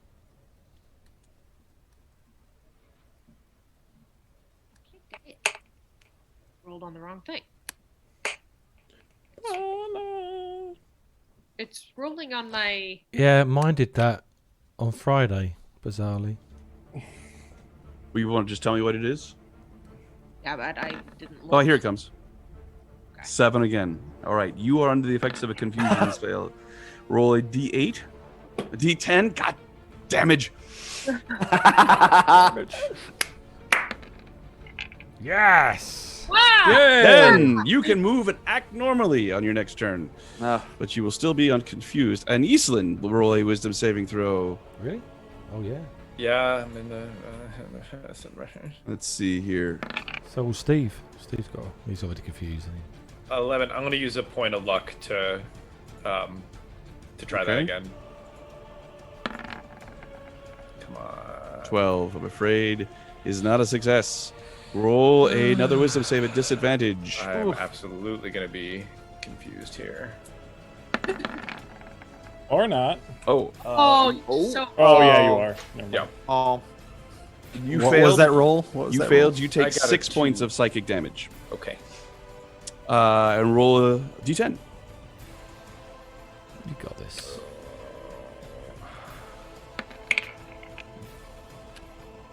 No 4. actions next turn. Creature uses all its movement to move in a random direction. All Wait, right, isn't we that? what? I thought that was 2 4. through 6. Yep. is Nope. No Yep. action. Sorry. Yep. 2 How through 6. dare you? Not nearly as fun as number 1. All right. That takes care of all of the aura. Now, all the held actions, please.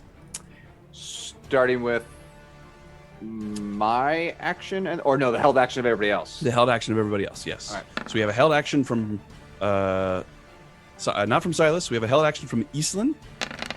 No, I used my last action to save Typhon, so I didn't have an action to hold between this and next turn. Oh, okay. Then Jax, 24 your damage. held action.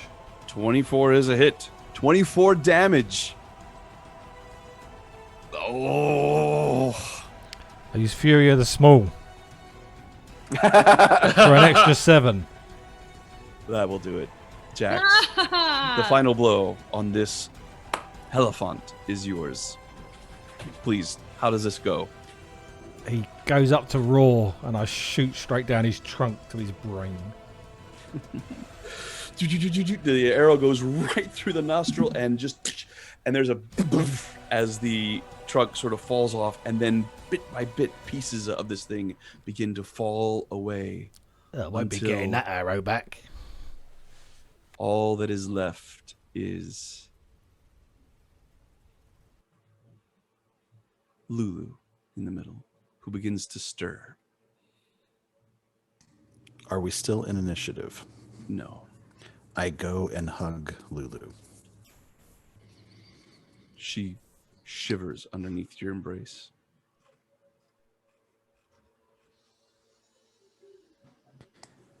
What does everybody else do? Is the fire gone? It is fading. Okay. It's the- I had images that we were all going to die except for Jax, who had taken almost no damage. And as the fire closed in and we were all dead, including Lulu, that he would just pick all of our pockets and say, "Ha ha!" And then the fire would kill us all. Yeah, but how do I get out of here then? Oh, I'm dead. So Silas goes forward and hugs Lulu, and there's a you feel the void begin to shimmer, and the fire dies away.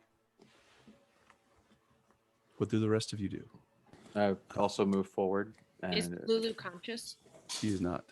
I'm going to, even though she cannot hear, apparently she's unconscious, I'm going to encourage her by saying, it doesn't matter what you were, it matters what you are. You are our friend. Is she damaged? She doesn't appear to have physical damage. I mean, did you see the manifestation of her mind? She's kidding. She messed up. Physically. I'm still seeing the manifestation of her mind, in fact. So Silas is holding on to her, and you see these things. What do the rest of you do? I go forward again, put my hand on Lulu, and I begin a prayer of healing. As you touch her, there's another shiver from her, and the darkness brightens a little bit, and you can see there's imagery trying to come through. She's trying to show you something. We're listening, Lulu.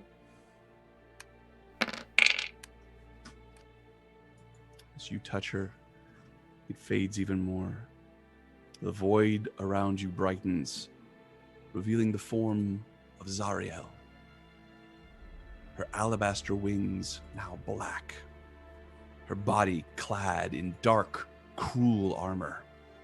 Her long silver tresses are gone, and a fiery halo hovers atop her bare skull, casting a nimbus of evil light around her.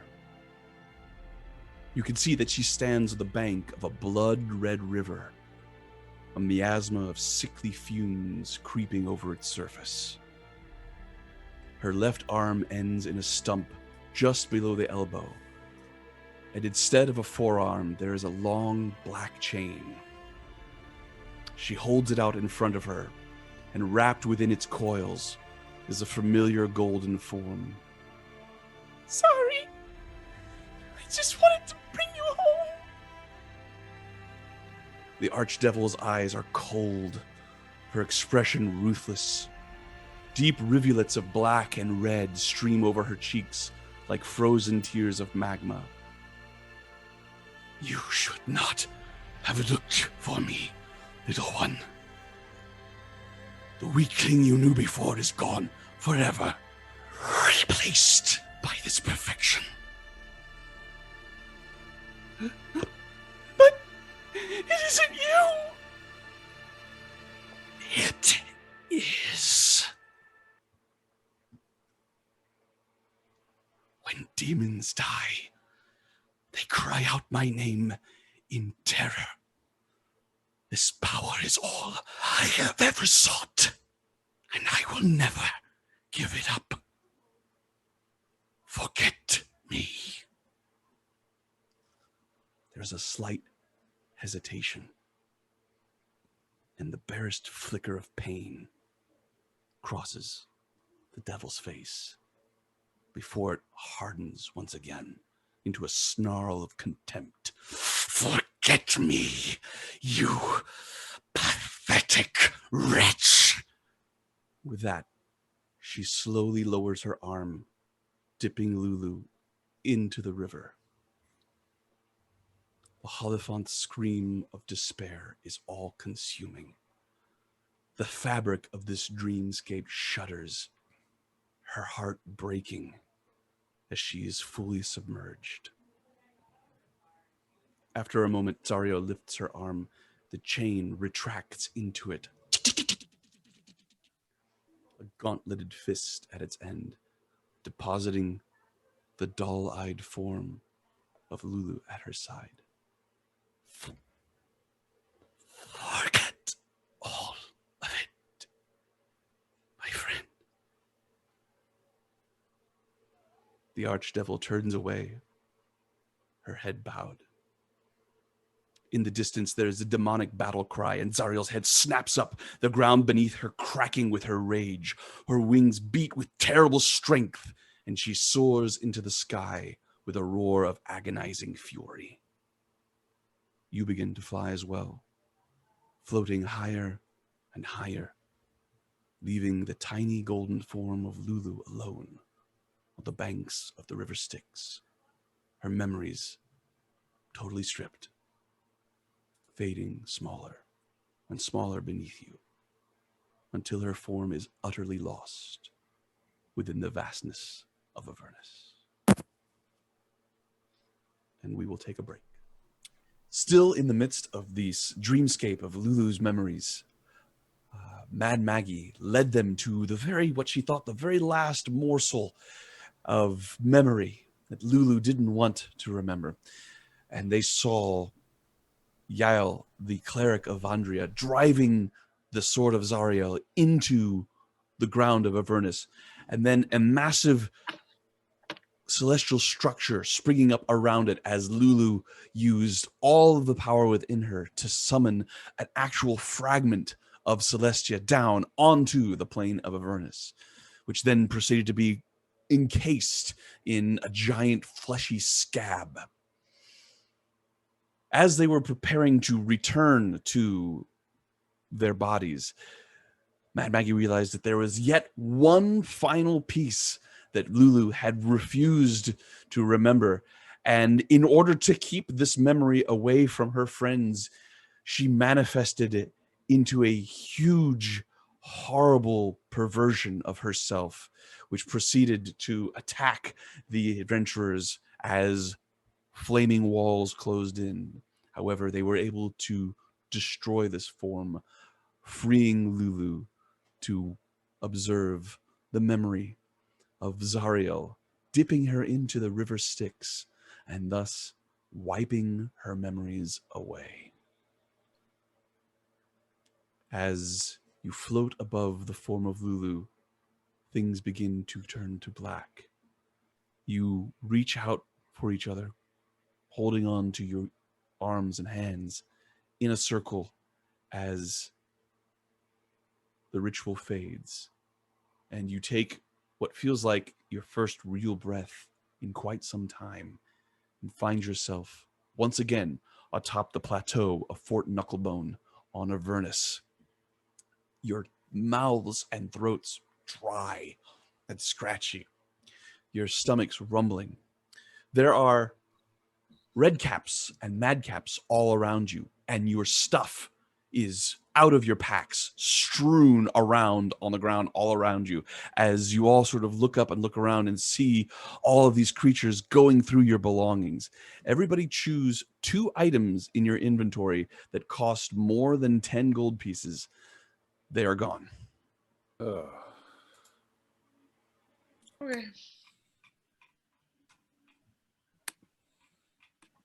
As they both start to scamper around as you begin to knock them away, and you look over at Mad Maggie, who is sitting with a look of absolute rapturous contentment. Just a thin dribble of drool coming down from the side of her mouth, her eyes somewhat rolled back, just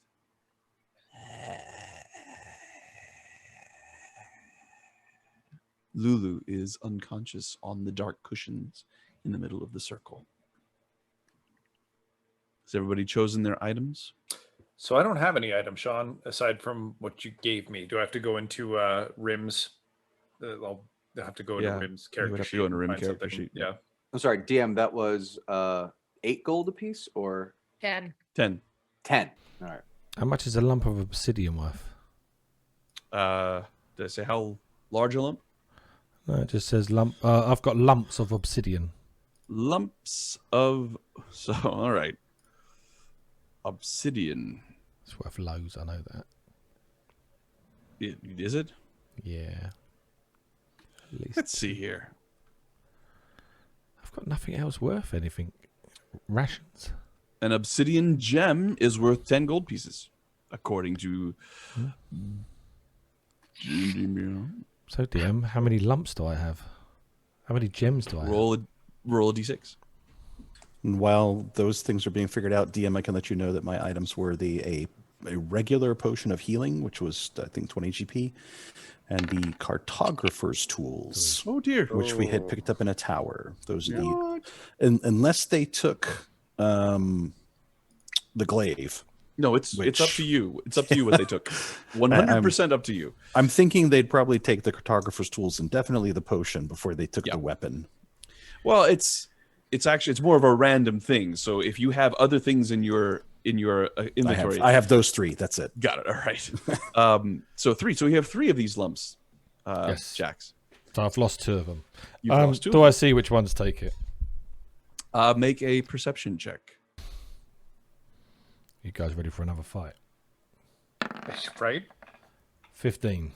15. You do see which ones. Well, let's double check here. Oh, natural 20. You do not. Oh, okay. What about it? You look around, and they're all sort of... What about the other one? Yeah, you were asleep for a long time. Yeah, a long time. Mad Maggie's asleep too. No one to protect you now. I'd stab him in the throat. Oh, okay. Roll an attack. No one steals. Blame you at all. Do it. Assuming I get advantage. You do. With a 20 hits. Well, your damage with sneak attack. Uh-oh.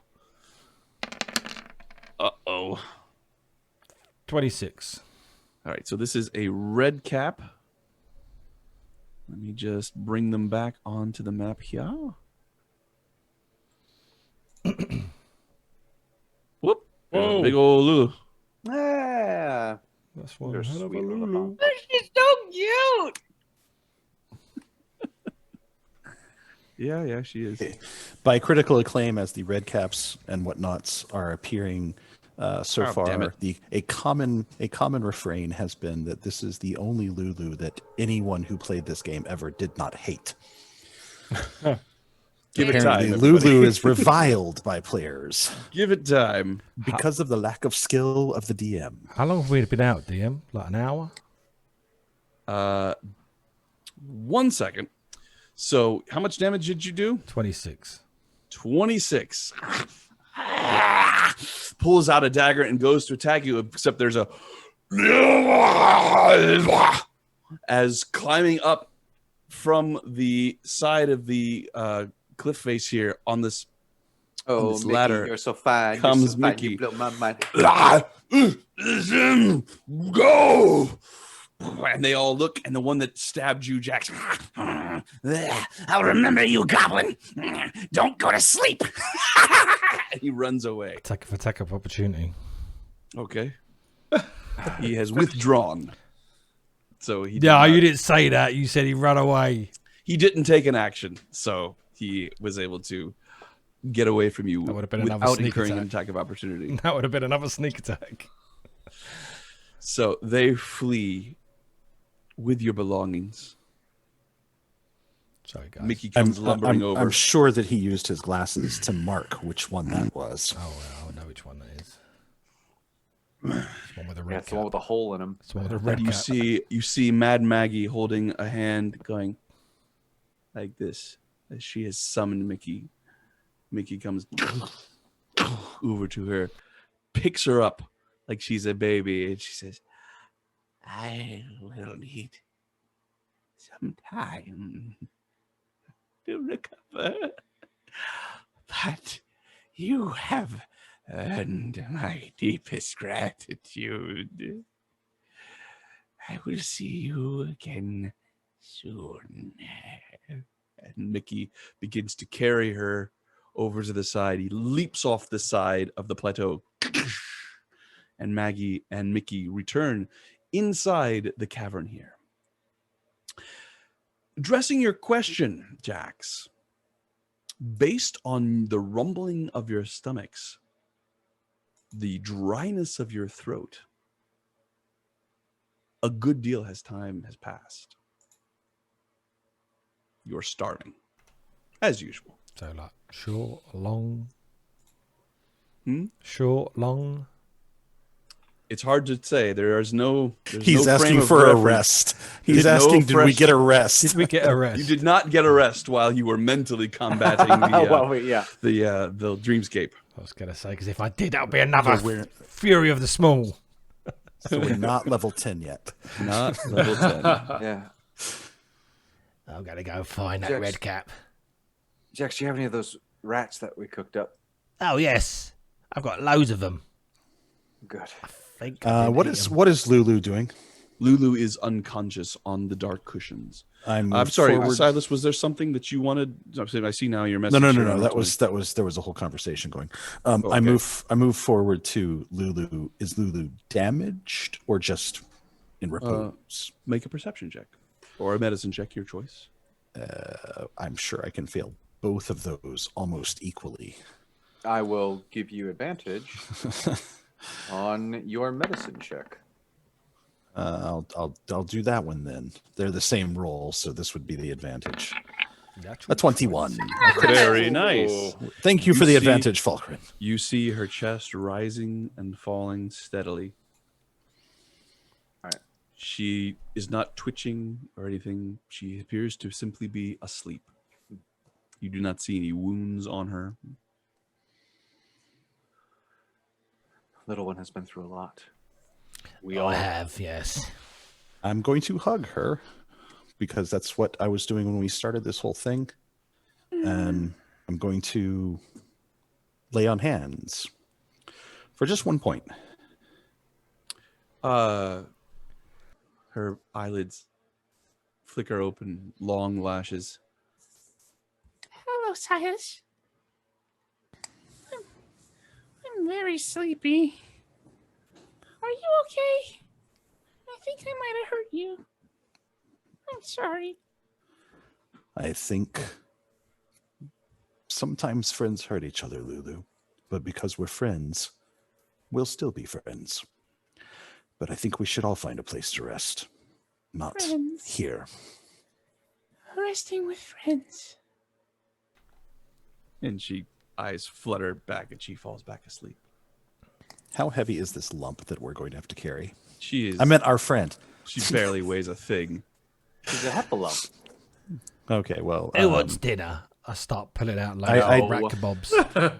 I do pick her up and look around, and we're out in the middle. We just got ransacked. Yeah, we your should- stuff is still strewn about, but you're able to recover all the things that you lost were the only things you were unable to recover. But I look at it and I say, we should probably find somewhere to rest that's safer than this. And eat. You do have access to the food tents, the various shelters that look like they're used for storage, but there's plenty of room in them if you wish to rest someplace outside of the site of you were looking for a place to sort of try and keep secure. Any of the tents below, except for you've only seen one that has been occupied and has maintained occupancy. When you first arrived and looked around, you saw a floating skull with green fire sort of licking around it, look towards you all, and then sort of roll its eyes and then go into the one that is here. Judgy Flame Skull? The Judgy Flame Skull, indeed. That is the only one that you do not have access to. You see needles and pins kind of keeping an eye and guard on this one here. Mm-hmm. But this larger one here is the one that seems to have just stores of frankly disgusting food, however food it is. And these other two here at the very base of the fort are reasonably empty. I could ward the entrance against intrusion. I also think pins and needles certainly owe us after our trebuchet sneak attack, whatever it was. They do. I don't think we should lock ourselves in with the food that everyone else would need to access. No. Yeah, we could. Do you think it'd be worth it to pay a visit to the passive-aggressive skull? Everyone seems the red caps seem to leave him be, or leave them be, as it were. If that went the wrong way, it could be bad. What do you think, Persephone? I just say go for one of the emptier ones and let Typhon ward it and keep a watch. She seems wise. I feel tired. That guy's wise. Okay. Who's hungry? So is that the plan? All right. So you make your way off of the plateau, down the ladders, into the yard of Fort Knucklebone, moving your way into one of these tents. Seems to be made of large tusk-like protrusions of bone. Some of them actually seem to be gigantic claws. Whatever this creature was must have been enormous. And then the outside of it is just a mishmash of very heavy fabrics and skins, one or two of which unfortunately do have a humanoid shape to them. Stitched together in a patchwork. You make your way into the tent. You sit and have a meal that Jax provides. Do they eat it? I've got loads of rat sticks. Rat on a stick. Does anybody not eat a rat on the stick, I guess is the question. I need to know how many I'm crossing off. I've got 32. I'm sorry. I'll take one. Yep. One. Yeah. Everyone? Rat kebab. Right, so that's They are 7. The ratatouille. chewy, gamey, and as you chew, you sort of fight down the revulsion of, for those of you who are not accustomed to eating this sort of thing, of what it is you're eating. And just when you expect, you're like, okay, well, here comes the flavor. I wonder if this is going to be disgusting. There is no taste. There is ash in your mouth. You are eating protein. There is no joy in it. There's no disgust in it. There is nothing. Depends on what perspective you look at it. If you look at it from a goblin's perspective, it's eating. Soylent Grey is rat people. Yeah. What is your watch? I will ritually cast alarm on the area of the tent. Very good. I am drawing in the dirt how I'm going to go and kill that red cap. All right. As you have lose sight of it, it will be very difficult to figure out which one it was. But I will certainly, it's certainly possible. One with the red You cap. did stab it, right? I'll go you did stab through it. all of them. Massive. I will find All the right. next one. They move like, again, it's akin to an ant hill. They're just, and since they all have these hats that are blood red, they all have a look. And, you know, each one of them kind of looks at you and occasionally want to look at you and go, and point and then move away. You know, so it's not just the one that stole it from you who is laughing, and not just the one who stole anything that's glaring. They all, you know, just a brood of these things. We should be cautious not to start a fight, Jax. I might just go and tell him to be care of those big things. You're welcome to rest here. I'm staying here. Please forgive me. I am moving your tokens where they are Jax, don't purported venture to outside be. the tent just yet. So, alarm is up, which will notify Typhon and whoever you wish also about whether or not anybody crosses the threshold. Do you want it to just be you? Do you want it to be a silent alarm? Do you want everybody? I was going to do know? a silent alarm. I don't see in the description that it alerts anyone else, but I can just affect who is allowed to I might be thinking of enter something it. else. Okay. Unless I'm just reading it wrong, but so it says an area no larger than a 20-foot cube. So can I just do the tent itself? Sure. Yes. Okay. Yeah. Just around the entire outside of the tent is fine. And you sit inside this dim, dingy, bizarre space looking at each other. Are you going to have a watch, or are you going to just trust Typhon's spell? Oh, no, we're setting watches. Yeah, I mean, we're in hell, so. I think we should have the watches, but if anything sneaks in or comes in invisibly, I will detect it. And that's all well and good. However, Who is beyond bloodied other than me? I'm assuming Falkrunn and Typhon both are. I'm feeling about 9 out of 42 healthy. So.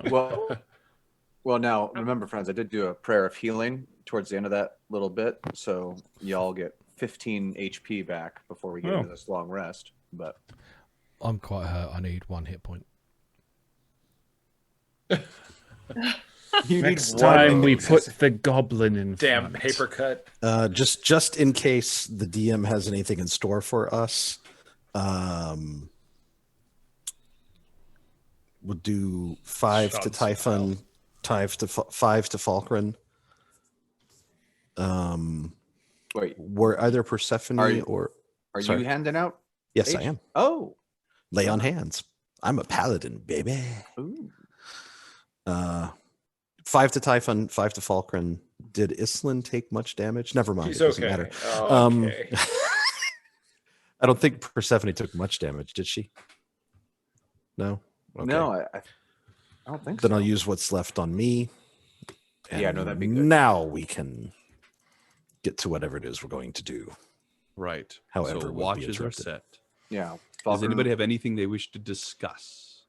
Eastland makes a point to take a seat near Persephone and cocks a half smile at her and just stares at her, half smiling, waiting to see if she's going to respond to the visual intrusion. Passive aggressive. Muted She doesn't for as long as she can stand, and then finally looks over and says, "Yes." Did you enjoy your stroll through my brain? You're talking about. You know exactly what I'm talking about. A very careless way to keep watch over your friend, don't you think? Putting the little Halifant's life in jeopardy for your curiosity. I hope it was sated. You realize what he's talking about, Persephone? Yeah. Okay. She's talking about, I should say. You have a lot of nerve to manipulate this group in the way that you have. I think you'll find that I've done nothing but tell you the truth. Oh yeah, about like how you originally had a soul coin and that you used it without our knowledge, without discussing with us, and therefore switched bodies with our friend. You definitely told us about all of that. No, you know that was never my intent, and if you had probed as effectively as I feel like you had, you know that I never lied to you, and everything that I did was in the best interest of your friend. Best interest of you. And your then friend. Not in the end, and coincidentally in the interest of all of us. But the issue is I did probe in your brain. It was a slight probe that went far further than I would have thought. I don't know if that has anything to do with the weakness of your mental constitution, but... She smiles. You could have put Lulu's life in jeopardy for your own curiosity, and I still maintain... Lulu's life in jeopardy. Wasn't it established that we weren't sure how doing a probe into other people's minds could have affected the... I mean, it was a dangerous ritual. And it was like there was no damage. There was never any potential of damage being done by the spell. However, in certain contexts, you could certainly looked at it if it had offended Island to the point that she didn't want to be a part of it or whatever. That might have caused it to end. But as far as like doing damage, there was never any chance of that. Okay. From that particular spell. Physical damage. Emotional damage, interpersonal damage, who's to say? Or ruining the ritual. Okay. Right. I did probe a little bit. Yeah, that's right about the food. What I've told you has been the truth. And I do have your friend's best interests at heart, even if they are for my own selfish reasons. If you have any other reason to doubt me... And she just holds her hands up. No, I saw what I needed to see, but... This is while everyone's still conscious, right? Oh yeah. Well, I asked if anybody wanted to have anything to say anything. So this conversation is happening in very close space, cramped quarters. Everybody. She's not trying to hide what she's saying to Persephone. She's actually saying it aloud so that people know that you tried to. Persephone may become aware that Silas is staring straight at Persephone, locking eyes on Persephone, unwavering, not in a I'm glaring at you, but in that if anything happens, we're good kind of way.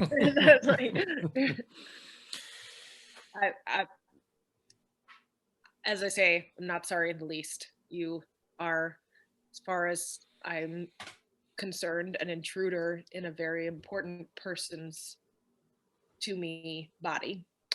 And I'm not going to take any risks just believing you when I don't really know you.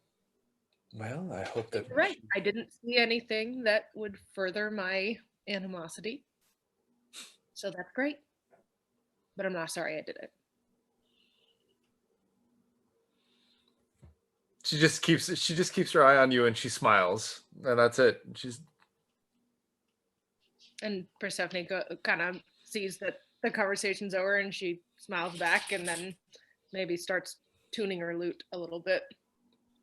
The girls are vicious, man. So, the Cold War has begun. Anybody else wish to discuss anything?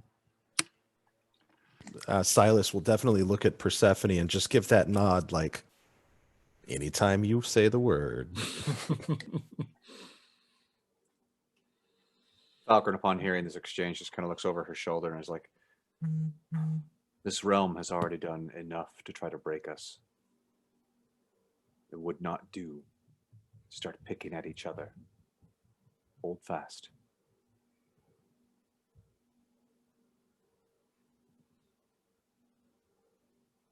And she goes ahead and turns her eyes back to the front of the tent. She's taking first watch. All right, Falkrunn takes first watch. Falkrunn, make a perception check. Actually, tell me what your passive is. It's a 17, and my 17. perception check is a 27. Pew, pew, pew, pew. I can see the red cap that right. Jax stabbed. You That's can, how yes. Yeah. There is activity outside of the tent. You whispered. Why don't you go over there? It's my turn. That's mine. Give me that. And you hear just conversation amongst numerous, and then a green glow sort of makes its way underneath the flap of the tent, and you're silence as this green glow passes by. And then a few moments later, it passes by again. Imbeciles, you hear. Couldn't agree more. I think Next. we like flamey trucker face. Does he say that about us though? I say or- we have, You don't know. You don't know who he's saying in it the about. chat. Somebody called him Flaming Judge Judy, and I was like, that's pretty good. That's a.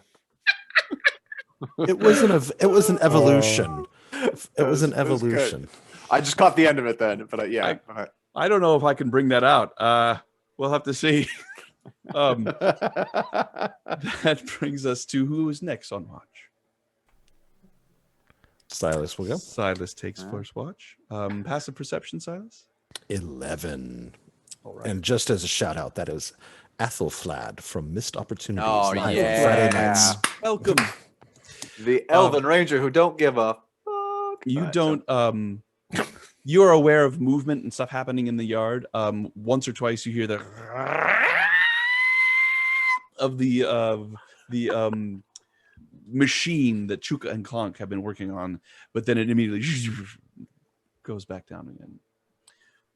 Nothing else happens during your watch. Brings us to who's the third? I can watch.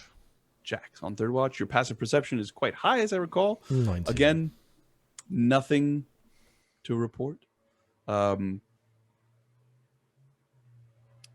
madcaps and redcaps appear to be leaving you alone for some reason. Before I broke off I passed along to Silas that the green flame had seemed to have passed by the tent, and that for some reason he either seems interested in us or at the very least has been keeping the red caps at bay. Very well.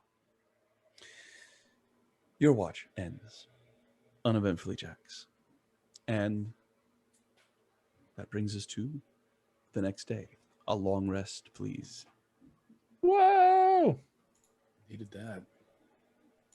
Well deserved, I might add. Didn't even need it. You needed that for the small back, didn't you? I did, but I can get down a short rest. I love you, my sweet goblin friend. I will also hit you with a shovel. Oh, I should have looked at my spells. Why? It's just tough to select spells. Yes. You never select the right ones. It's just a thing when you're a wizard. You're just like, that'd be great to have. I had it prepared this whole campaign until last night when I decided I never use this. That's always the time you need it. Is there any music going? It's so soft. It's coming. Hang on. Yeah, so that's a quick player question. So does a cleric, I've got prepared spells. So how does that work for You like choose when yours every morning. When we take a long rest, can we switch it out? Is that the deal? Or is it during the short rest we can do that? Give us that aid. What? Right. You can switch it out. We are about to say goodbye to Silas, so I want to get to this before this happens. Sorry, I'll shut up. That's fantastic. As you step out of the tent, you look around and you see the sights that you expect to see all around you, except there's one addition.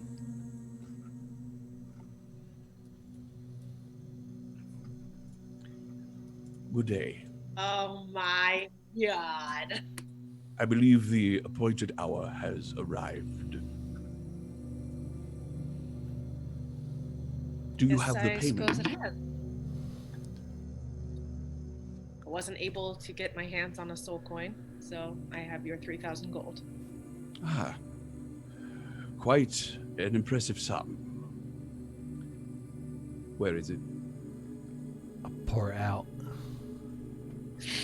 Yeah, I'll sit and asked Jack. count it. All right, so what is the form of this payment? I have 1,140 gold and 225 platinum. Very good. Shout this. Ah, very nice.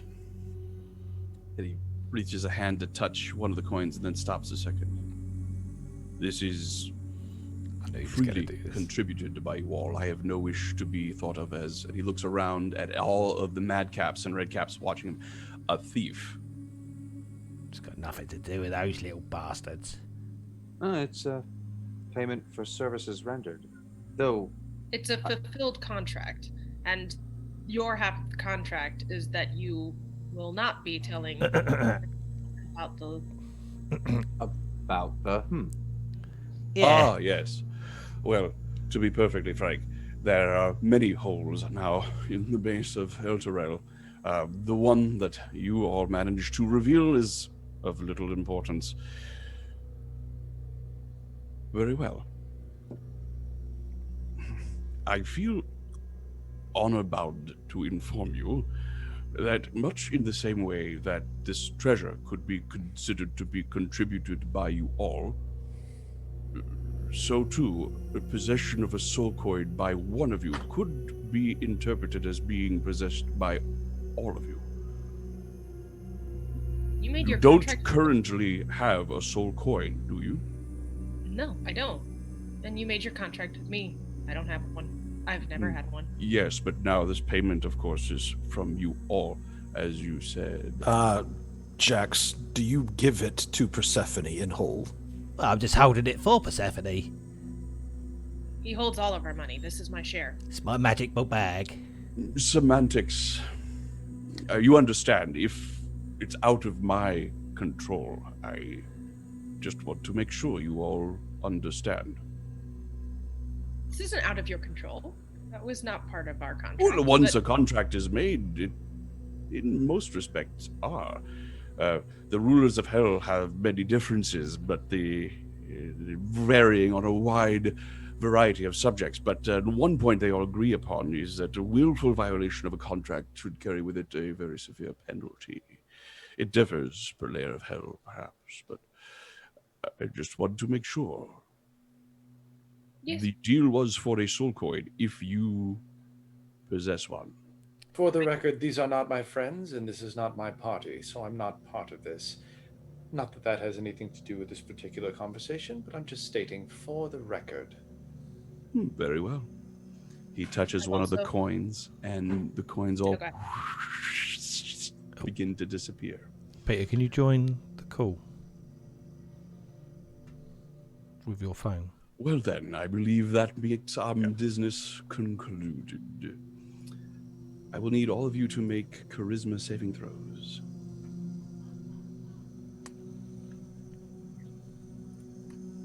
Is this versus magic?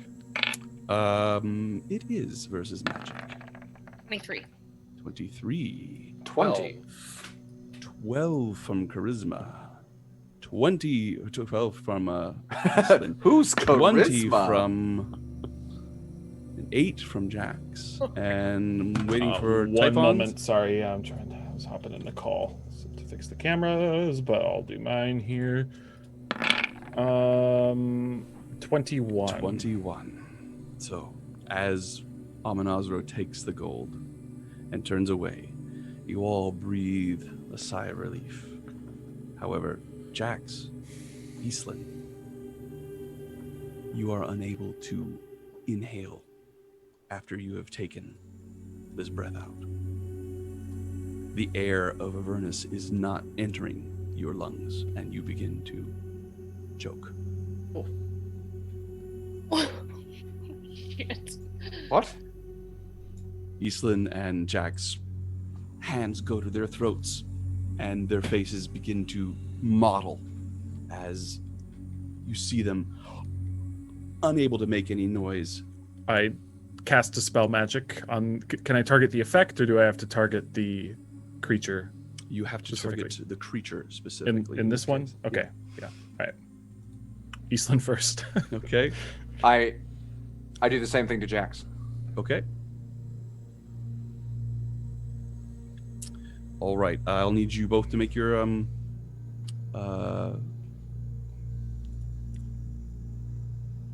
Caster level checks. check? Yeah, caster level check. Thanks. What, pray tell, is a caster level check? So you roll d20 and add your casting modifier. Okay. I have a 20. 20. All right. All right. Eastland, you're able to breathe. All right. Woo! What? I'm so scared. Was it Jax. bad? Oh, I was like 9, Jax, and then you are do I add the modifier or my spell attack? you add your Modifier. modifier. Okay, that's 13 then. 13. Jax continues to choke. All right, I cast Dispel God Magic. damage. All right. Where? I Hold I on. grant guidance to Persephone.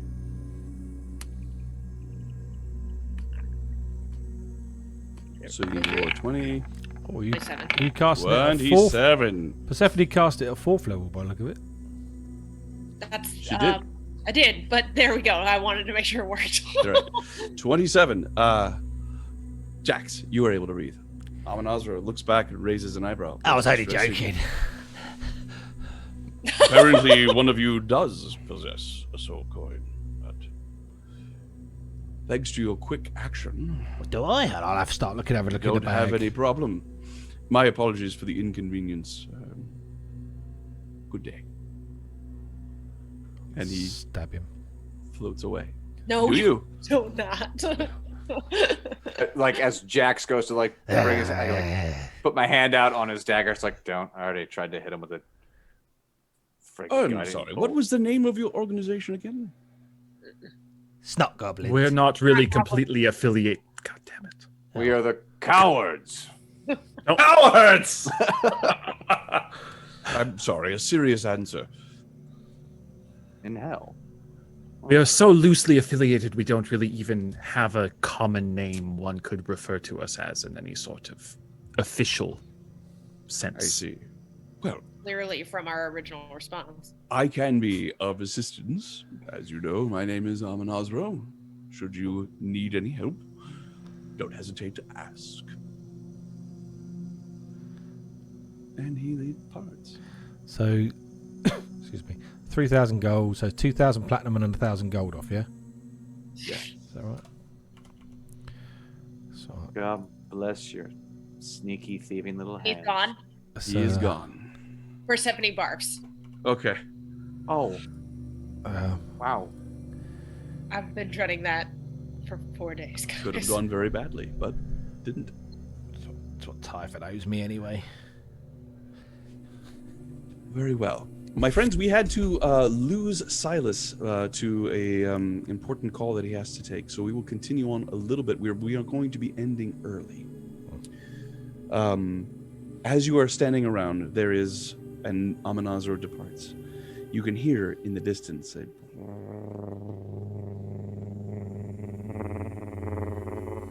as the sounds of machines, these infernal machines that you have experienced with Chuka and Clunk. You can hear, it sounds like quite a few of them coming this way. Starting this first at low, sort of grumbling, and then as they get closer, you hear on top the sort of screaming sound. One moment here while I... Excellent. Okay. Fresh hell is this? As the madcaps and redcaps begin to... Double, she's coming! She's coming! Oh, she's my favorite! Ah, yes, sir! So beautiful! So beautiful! So deadly! You know, just running back and forth, moving across the walls, and you see Chuka and Clonk look at each other, and they begin to clean themselves off and start to like lay out their tools and everything like that. Just a hive of activity happening around you as in the distance you see a cloud of dust approaching. What do you do? Go look. I make eye contact with the nearest red cap, and I'm like, who's coming? What does that sound? You'll see! You'll see! God, I hate these guys. As he turns around, can I pick his pocket? Oh, sure. Make a try. This is where I get a soul coin, guys. That's it. Gotta get that 3,000 gold back. 13. I don't believe that's going to do it. Let me double check.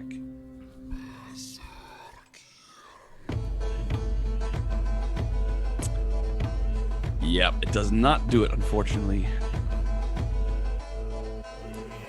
And it snaps your hand away. Hey! While, on you, Green. While they're in conflict, Islam walks behind him and does the same attempt. Make a roll. Yeah. I was just a distraction. 31. What knew are you what we were trying to doing. take? Soul coin, that's what I was doing. I'm just gonna see if he has anything of. I assume that Jax targeted him for a reason, so I go to see what he has. Yeah, like one of our items. He has Or a soul coin. looks like a tool of some sort. Metal, black, tarnished. It's got a couple of sockets on the end of it. Sure, I'll take it. All right, it is yours. In a way, he noticed it with a 31. I was distraction. That's what I was. Yeah, after he walks away, Eastland passes it to you. Did you want this for a reason? Oh, I could have hit him over the head with it. What's it for? I'm gonna go back into the tent and start figuring out, investigating it, what it's for. All right. Make an investigation check. 23. 23. Based on your experience the other day with this infernal machine, you're certain that it has something to do with keeping it repaired and in good order. You've seen several pieces in it that looks like could only be manipulated with such a tool. Oh, it's Or a at least combobulator. manipulated more easily with such a tool. Nor flat. The sound of these machines gets closer, and now that they are, you can see that there's at least 3 of them, and the one in the middle is enormous. Should we get to the high ground, see if we can see these things from afar, or? Gotta at least check it out. Could I look up through? Is my familiar still around? If I was gonna tell you, if he wasn't, if he got just murdered while we were hanging around, I would have taken the time to resummon. Or that it doesn't really matter whether or not he got Okay. murdered at all, then, does it? Yeah, no, I don't care at all then. He did not get murdered. Okay. So as such, he is still an imp. Yeah. Okay, I'll fly it on up and take a look too? You see an enormous one of these machines that's just, you see a red glow from the interior of it. It's got sort of a shovel-like appendage on the front with a couple of spikes and clawed-looking things on the front of it. And on the back of it, there is a chain with a huge metal ball on the end of it, sort of swinging back and forth as it approaches. And it is flanked by two infernal machines that are slightly larger than the one that you saw Chuka and Clonk working on.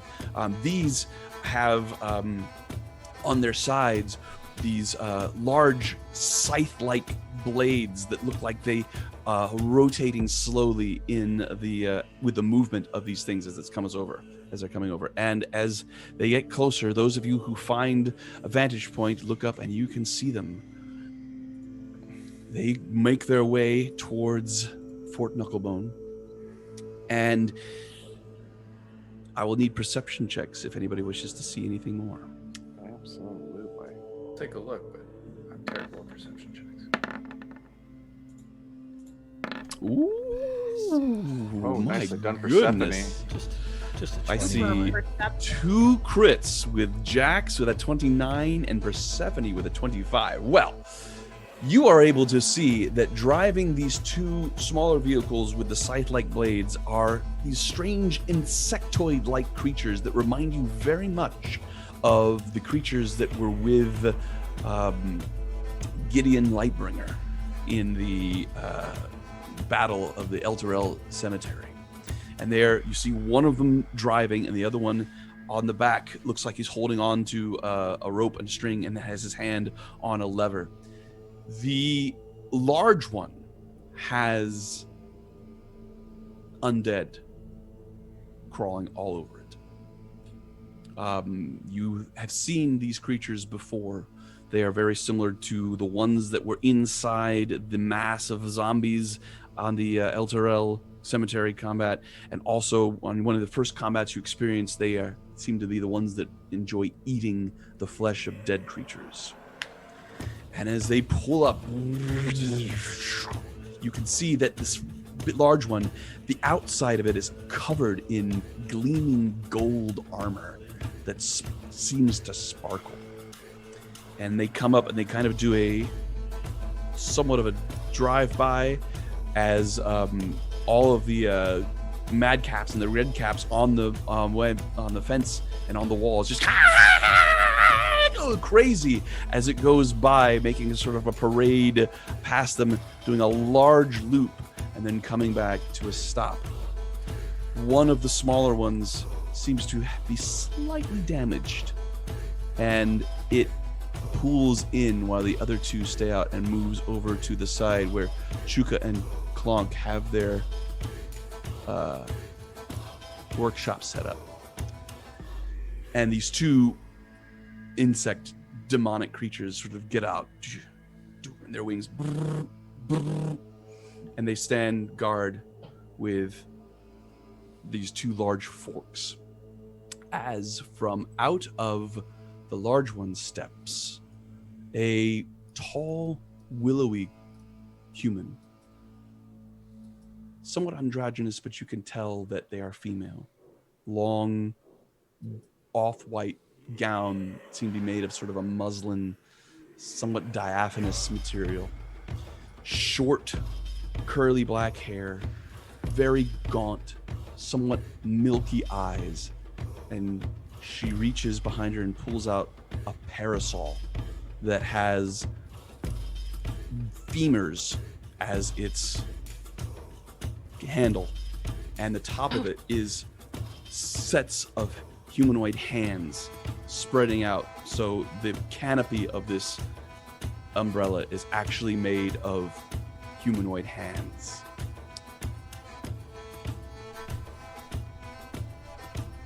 And she looks like this.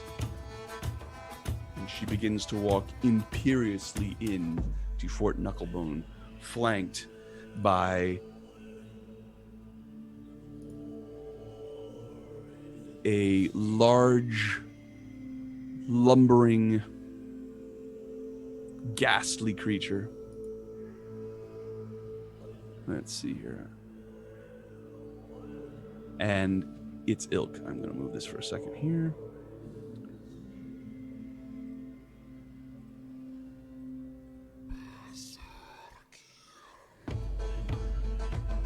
In she comes, flanked by this creature and these others, as the rest stay on board the golden vehicle outside.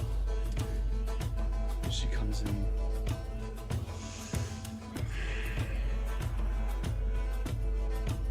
Where is Maggie? All of the red caps and madcaps begin talking at once. It's a cacophony as each of them are looking at her and waving at her, and she just rolls her eyes, looks around.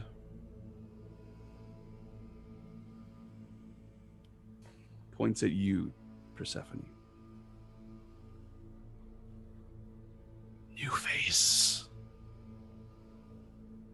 Approach. Take a step or two. Where is Maggie? Resting.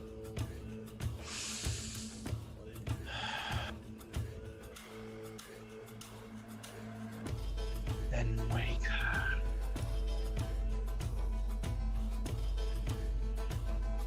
I don't even know where she rests. You feel behind you floating a presence. Blaming Judge Judy? If you don't mind, I will handle this situation. And you turn and you see this skull floating, green flame licking around its mouth and its eye sockets. Hello, Fiona. It is so good to see you again.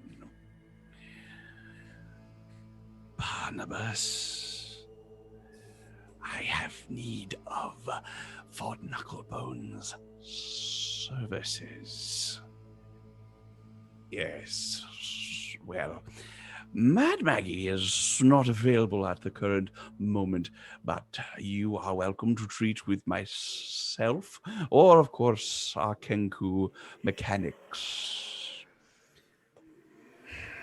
Usual remuneration? Quite, yes. Of course, you receive your usual discount. She nods, passes an eye over the group. Who are these? I'm afraid I have no idea, Fiona. And he kind of looks over to you all. There's a...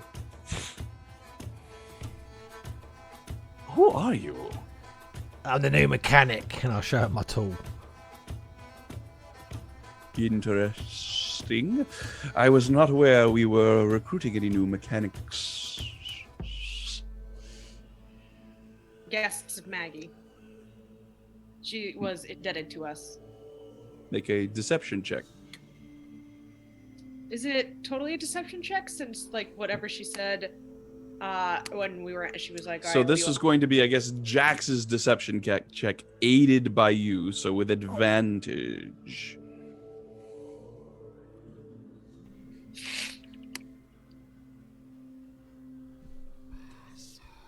So do I roll it? No, Jax rolls it with advantage. Oh, really?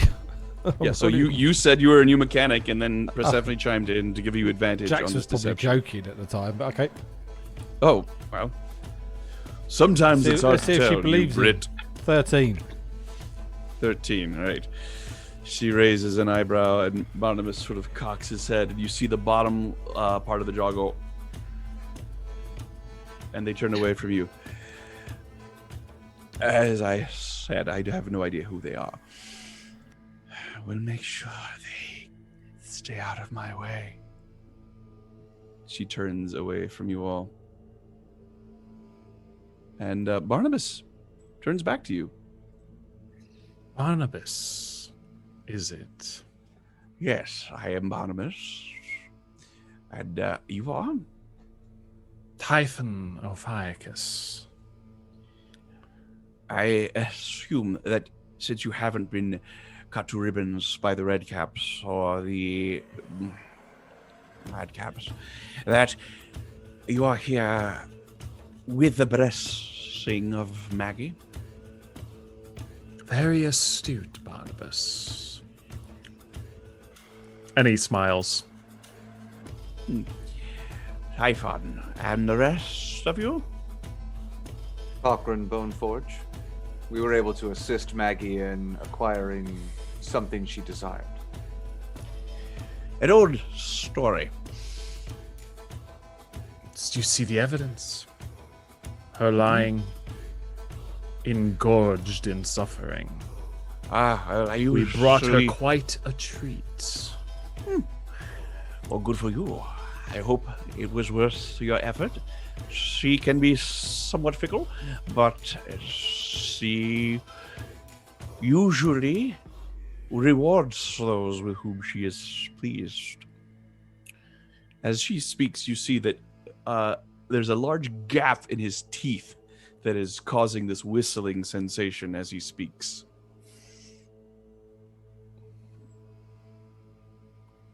I would stay clear of that one. The warlords of Avernus are not to be trifled with. She's a warlord. Yes, there are several. They roam the wastes with those machines, mowing up and gobbling up whatever they can find. You said that she, forgive my overhearing, would pay the normal price with a discount. What coinage do you use in hell? Soul coins, of course. I see. How does one acquire one of those impressive vehicles? You could perhaps petition Mad Maggie for one. She has perhaps a spare or two. If she is as happy with you as you claim, you might find yourself the owners of such a vehicle. The only way to travel in Avernus. And I'm a good driver. At any rate, I will leave you now. Typhon, Falkrunn, and the rest of you begins to float away. And we'll head back to his tent if nobody stops him. And in he goes. And you look over to Fiona, and she has sat down, and the parasol that she was holding has reconstructed. The hands have crawled over her, and the femurs have created a throne of sorts. Sort of the hands becoming the clawed feet of the chair, and the femurs of the handle becoming the legs, and the rest of the chairs forming a seat for her to sit and to recline upon. And she's looking at you all. You look fresh. Thank you. I will allow you to pay tribute. And I kind of flirt. Make a flirting check. Roll check. what you would expect. A performance? I would say performance. Yeah. Persuasion? Can I? Oh, it's performance because that's my best skill. Fair enough. Can I? Well, never mind. 18. She raises an eyebrow and rolls her eyes. As I said, I will allow you to play tribute.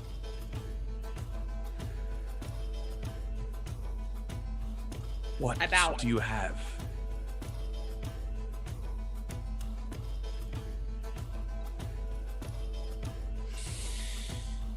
She snaps her fingers, and there's a glow from her finger.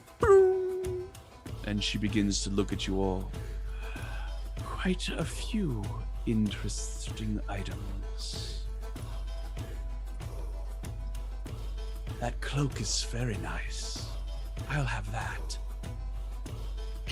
she says to you, Persephone.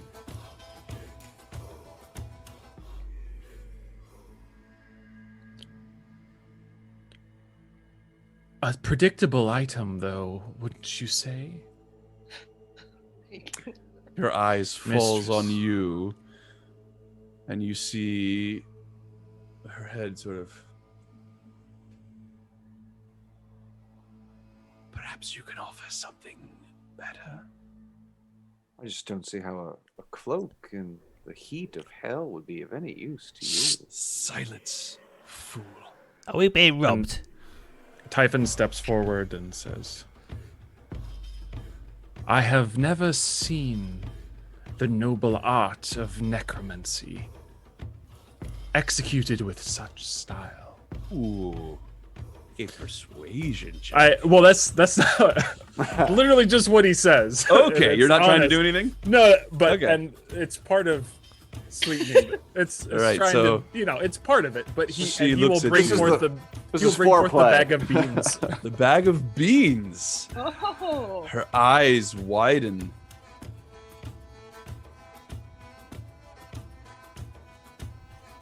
Interesting.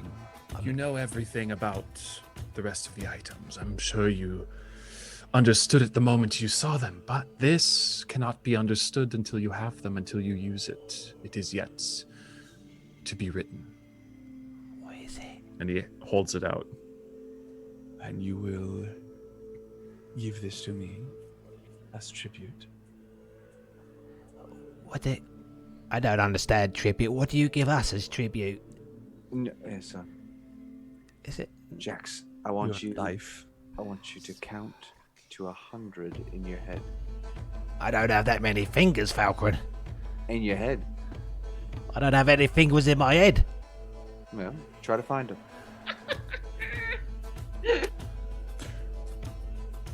Okay. She looks at you expectantly, Typhon.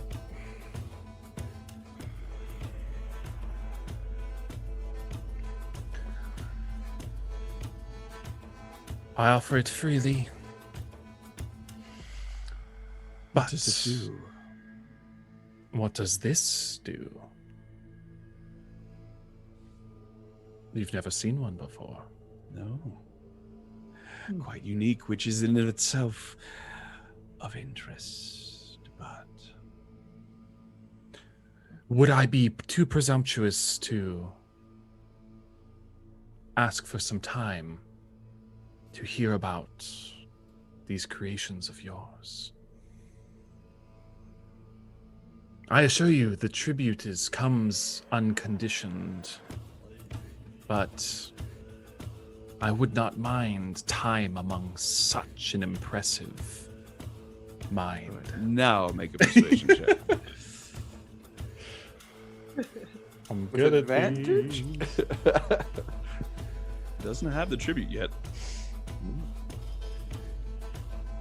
Well, I am offering it to her as part of it, so. All right, well, then advantage then.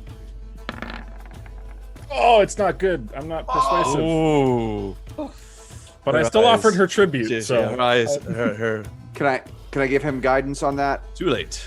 Ah, balls. He runs, casts a spell on my back. Love you, man. Do a good job. Her eyebrow raises. Flattery. Not encountered here as much as you would think. But you are the second most silver tongue I have encountered, if that makes you feel special. As for my fabulous contraptions, prove yourself powerful enough to stay alive for a few days, and maybe we'll cross paths again, and you can get a excellent demonstration.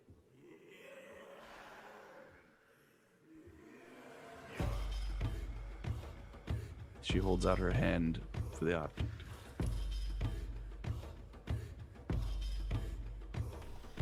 Psych.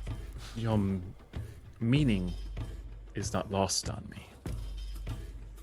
We will keep an eye out. A careful one. as he hands it out and looks, and then places it forward.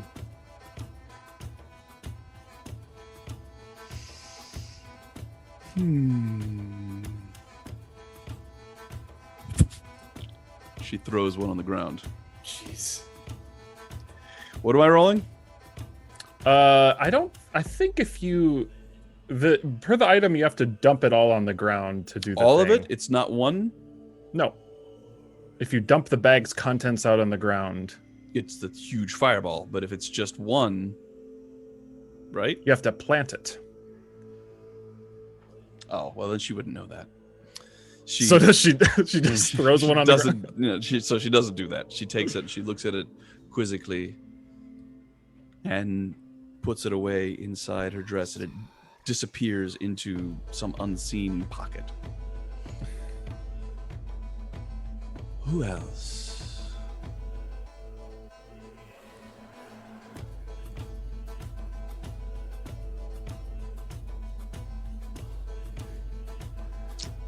Disappointing.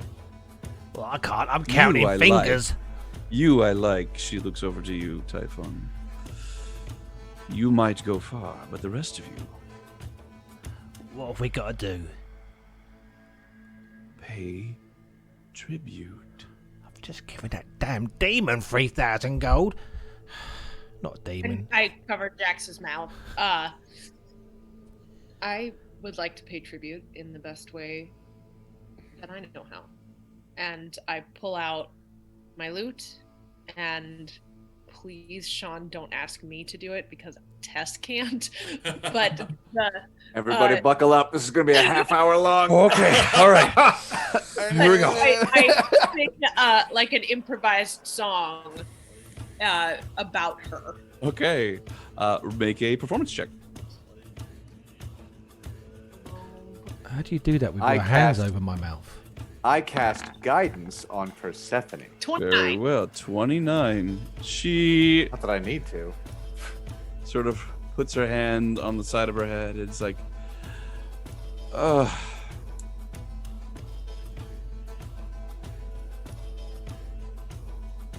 fine.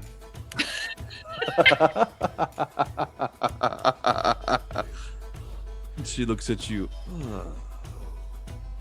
Cleric of Ilmata. What do you have to offer? I think the best thing I can offer you is to just get out of your way. You don't seem very fond of me. Though I don't see why. Being a person who's well involved in suffering, we both... Your Deal in kind the same don't tend to circles. care for my pets very much. We care for them very much. We love them to death. Tribute.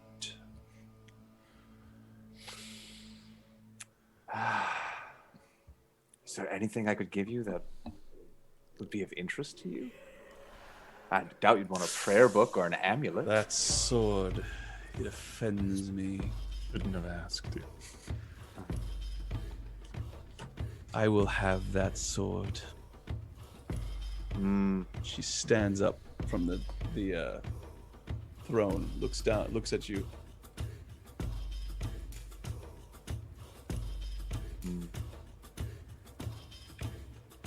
What about this candle? When I pull out a candle of darkness. Really good. Darkness, just she recoils as darkness is cast. It's really good. It's just the goblin. He, So you are now encompassed in darkness. Put yourselves on the board, my friends. Oh no! Oh no! Draw me a map. All right, here we go.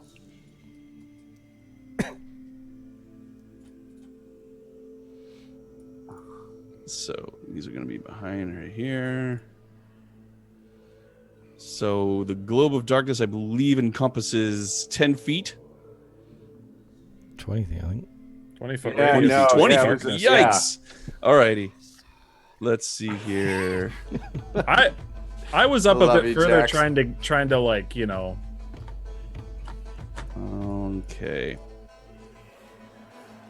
So Jax pulls it out. It's 20 feet in diameter or 20 feet radius? Radius. 20-foot radius. As per the darkness spell. All right. So this is where we cast darkness and then just get on her car and fucking jack it and just go. so Oh you my can God. so you pull out this this candle. Darkness appears. She goes. She takes a step back and I'm still talking while I'm doing it, so. as a gout of flame erupts from her hands, landing in and amongst you.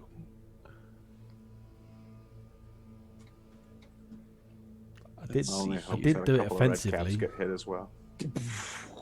Fireball lands, encompassing everybody in that area. However, just as it lands, streaking out from the tent comes Lulu, who lands in your midst. And as the flame begins to manifest around her, there is a nimbus of no fire at all. The darkness vanishes. Any magical effects that are currently in progress disappear completely as Lulu's anti-magic field is now active thanks to your actions. And she Whoa! leave my friends alone!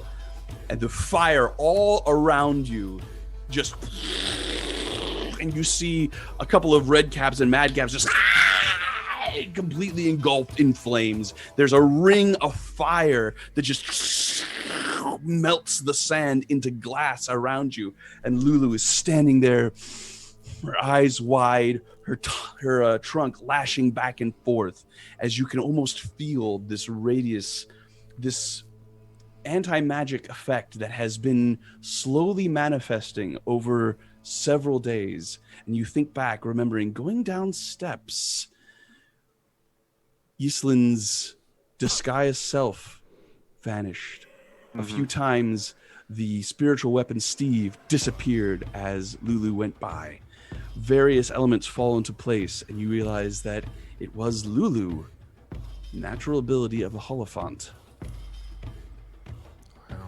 But before we go any further, thanks to Manx Works, we have an inspiration to roll. Hey! Thank you very much, Manx. Also, level 2 darkness spell is 15-foot radius. My apologies. 15-foot range. All right, well, Joys of the playing effect 500 of blooming- would have still been very similar. So, this happens. Thank you, Manx. Boo. But thank you, Manx. Thank you very much, Manx. I will roll a d20 myself. No, you don't need to roll, Sean. No, you good. You're fine. Don't you have one already, Sean? No. So is that Do I? 5 of I us? One of us got one already, have they? I already have one. Yeah. Okay. Oh, I used it. I used it. Oh, okay. Thank you very much, Manx. I won it. Yay! And Fiona leans back, I'm shaking this looking at candle. you all, standing in the midst, sort of cowering underneath and around this fireball that has left you all completely unscathed.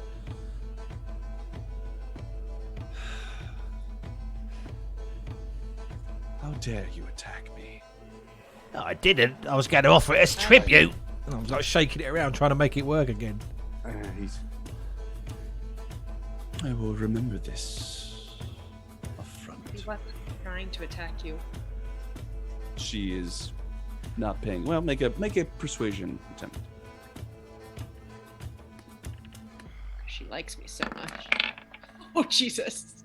I mean, Islin's finally going to speak up, and she's going to say, "Please understand, we are much less powerful, and our tools for survival down here are limited. The more we surrender, the less likely we are to survive. If you do wish tribute from the group, perhaps we can wait until we accumulate something that would be worthy of your abilities. But I do ask..." Typhon looks horrified. Sorry. "But I do ask that you allow us the opportunity to survive to do such a thing." Well, I will allow Persephone to make that persuasion check at advantage with your help. But it did work. I'm gonna put the candle back in my bag of holding. I love the idea of Typhon just being like, Oh my god, 15. no, it's 15. She stops, turns back, and looks at you all. Who are you people?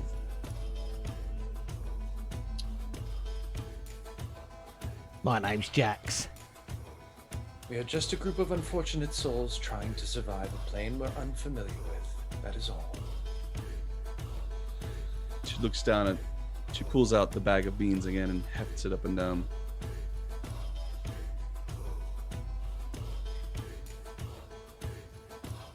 You would do well to rid yourselves of that. And she points at Lulu. Oh, she's my best friend. Turns back to her group of ghasts and goblin and ghouls that have sort of amassed behind her, and steps out of Fort Knucklebone and onto and back into the golden machine. While the two insect-like creatures over by the other ones, and Chuka and Clonk are in there just messing around with it. What do you all do? I'm gonna go gotta go loot the red caps, see if we can find some of our items back. All right. Yeah, go through the charred red caps. I immediately go to Lulu and I just put my hand on her and I say, "Welcome back, little one." Oh, I feel much better.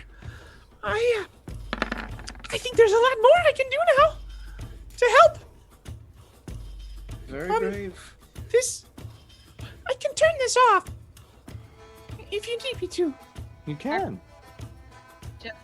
Jax, put away the candle first. Oh, he's already put it away. He got fed up, Oh. couldn't get it working, and put it back in his bag. Okay. And she turns off the field, and you sort of can, in a strange sort of way, feel it. Typhon, you can feel it particularly clearly. The being cut off from the weave, such as it is down here, is a very, very palpable sensation. Do this at will, Lulu. Well, it's sort of always on unless I concentrate on keeping it off.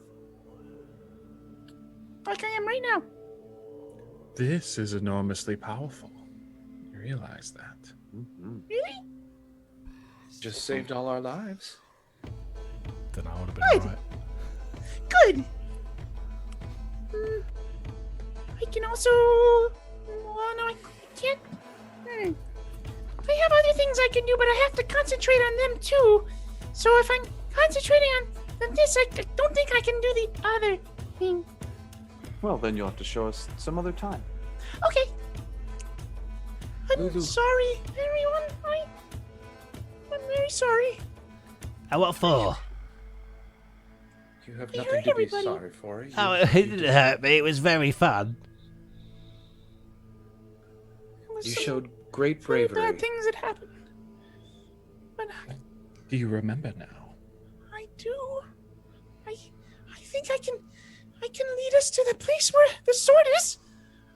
That is very good news, Lulu. Yeah, I can remember it. It's far. I think. I thought it We was should here. get some transportation. Okay. Your mind, Lulu. How are you feeling now? Very sad. I miss my friends, but I have new friends. I don't think I would have survived that without you all.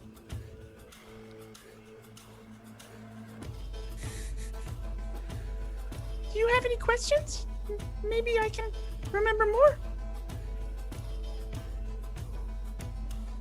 Do you happen to know who that was that you just protected us from? No, I've never seen her before. She seems mean. I will kill I her. don't like it that she tried to hurt you all. I don't think she's going to be the last, but Well, I'll protect you from them too. Shall we make a pact? Let's kill everyone down here. or no. Didn't go so well the last time, Jax. Yeah, Jax, that's a lot. It's a lot. One at a time, then. Did you find those fingers in your head? I didn't. I got confused, and then I saw the dead red caps, and I thought, I'm gonna go loot them. All right, go loot them. I got a 19 on investigation. All right, roll a 100 D100. Come on. Get our stuff back. Can I use my inspiration for this? Sure. Really? What?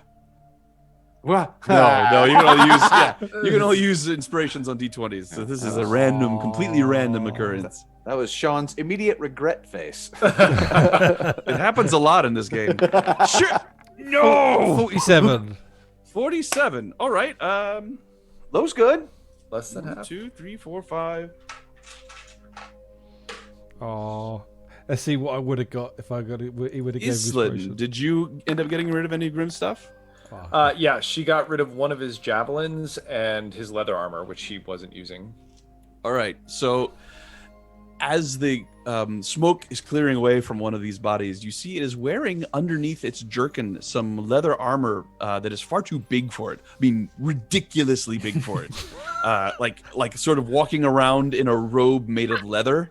I don't notice it at first. It is very loosely covered over by this rudimentary dark green jerkin, and it is quite obviously Rhimb's leather armor.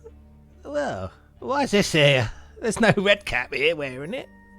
And I'll lift it up and I'll notice the pile of ash underneath. Yep. Should I keep this? Yes. I'll stuff it in my bag. It's huge. It is. If it's big on the red cap on you, it's No, I mean he should keep it and put it in his bag. I'll stuff it in my bag. It's like a sleeping bag made of leather. All right, so it goes in the bag of holding. That's very Anybody? dead. Any questions? Do you have any I food? remembered a lot. I think there's some stuff that I'm still not remembering, but poor Sorry. If I remember from the vision, she hesitated. Perhaps there's something still in her that you can reach. I don't remember that. And you recall that she was yeah, okay. Lulu, it seems to us from what we saw that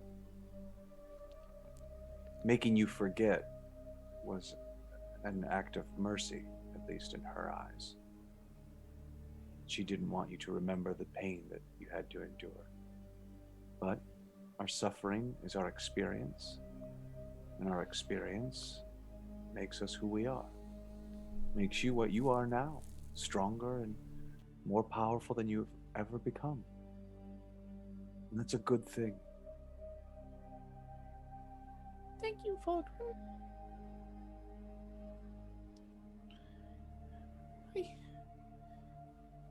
I don't think I could endure losing friends again. Especially not down here. Then we will have to try very hard to make sure that doesn't happen.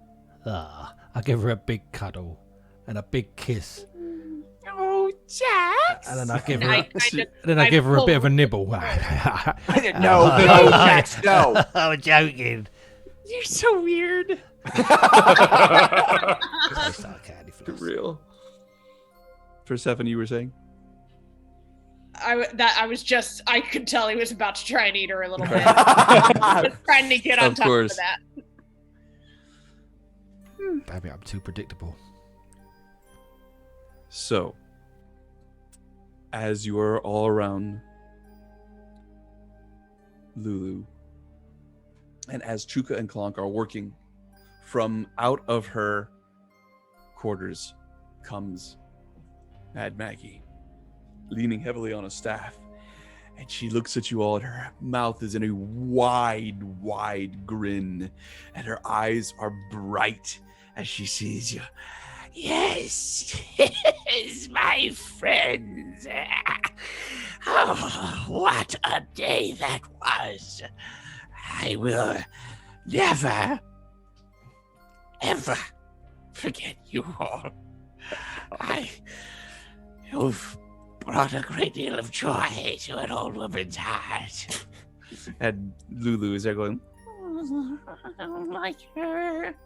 She sort of slinks around behind you, Persephone. It does smell a bit I know. weird. Islin, by the way, you are now fully drow. You cannot maintain the disguise self from the item while. As Lulu, fully dragonborn, you mean? yeah, dragonborn. As Lulu goes behind Persephone, her concentration falters, and so the anti-magic field comes back up, and your disguise goes away. We have Fiona. Very well. I'm sure she's being seen too. Well, I have heard some interesting tales. In addition to what you've done for me, you have helped Mickey. And I see that Truka and Clunk have that infernal thing working again. That's good. Also, you're doing, I hear? Yeah. Indeed. Jax was very helpful. Oh no! I murdered the red cap. I was the one that. There was no such murder, but I tried to. We restrained him, as pins and needles, I'm sure, will attest to our upright nature here. And I was the one who fixed the damn machine. They tried to steal our stuff. She snaps her fingers and overfly pins and needles.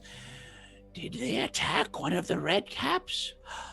Oh no, Mad Maggie, no, of course not. It was a simple accident. Yes, it looked like an accident to me, completely undistinguishable from an accident. Yes, looked exactly the way an accident would look.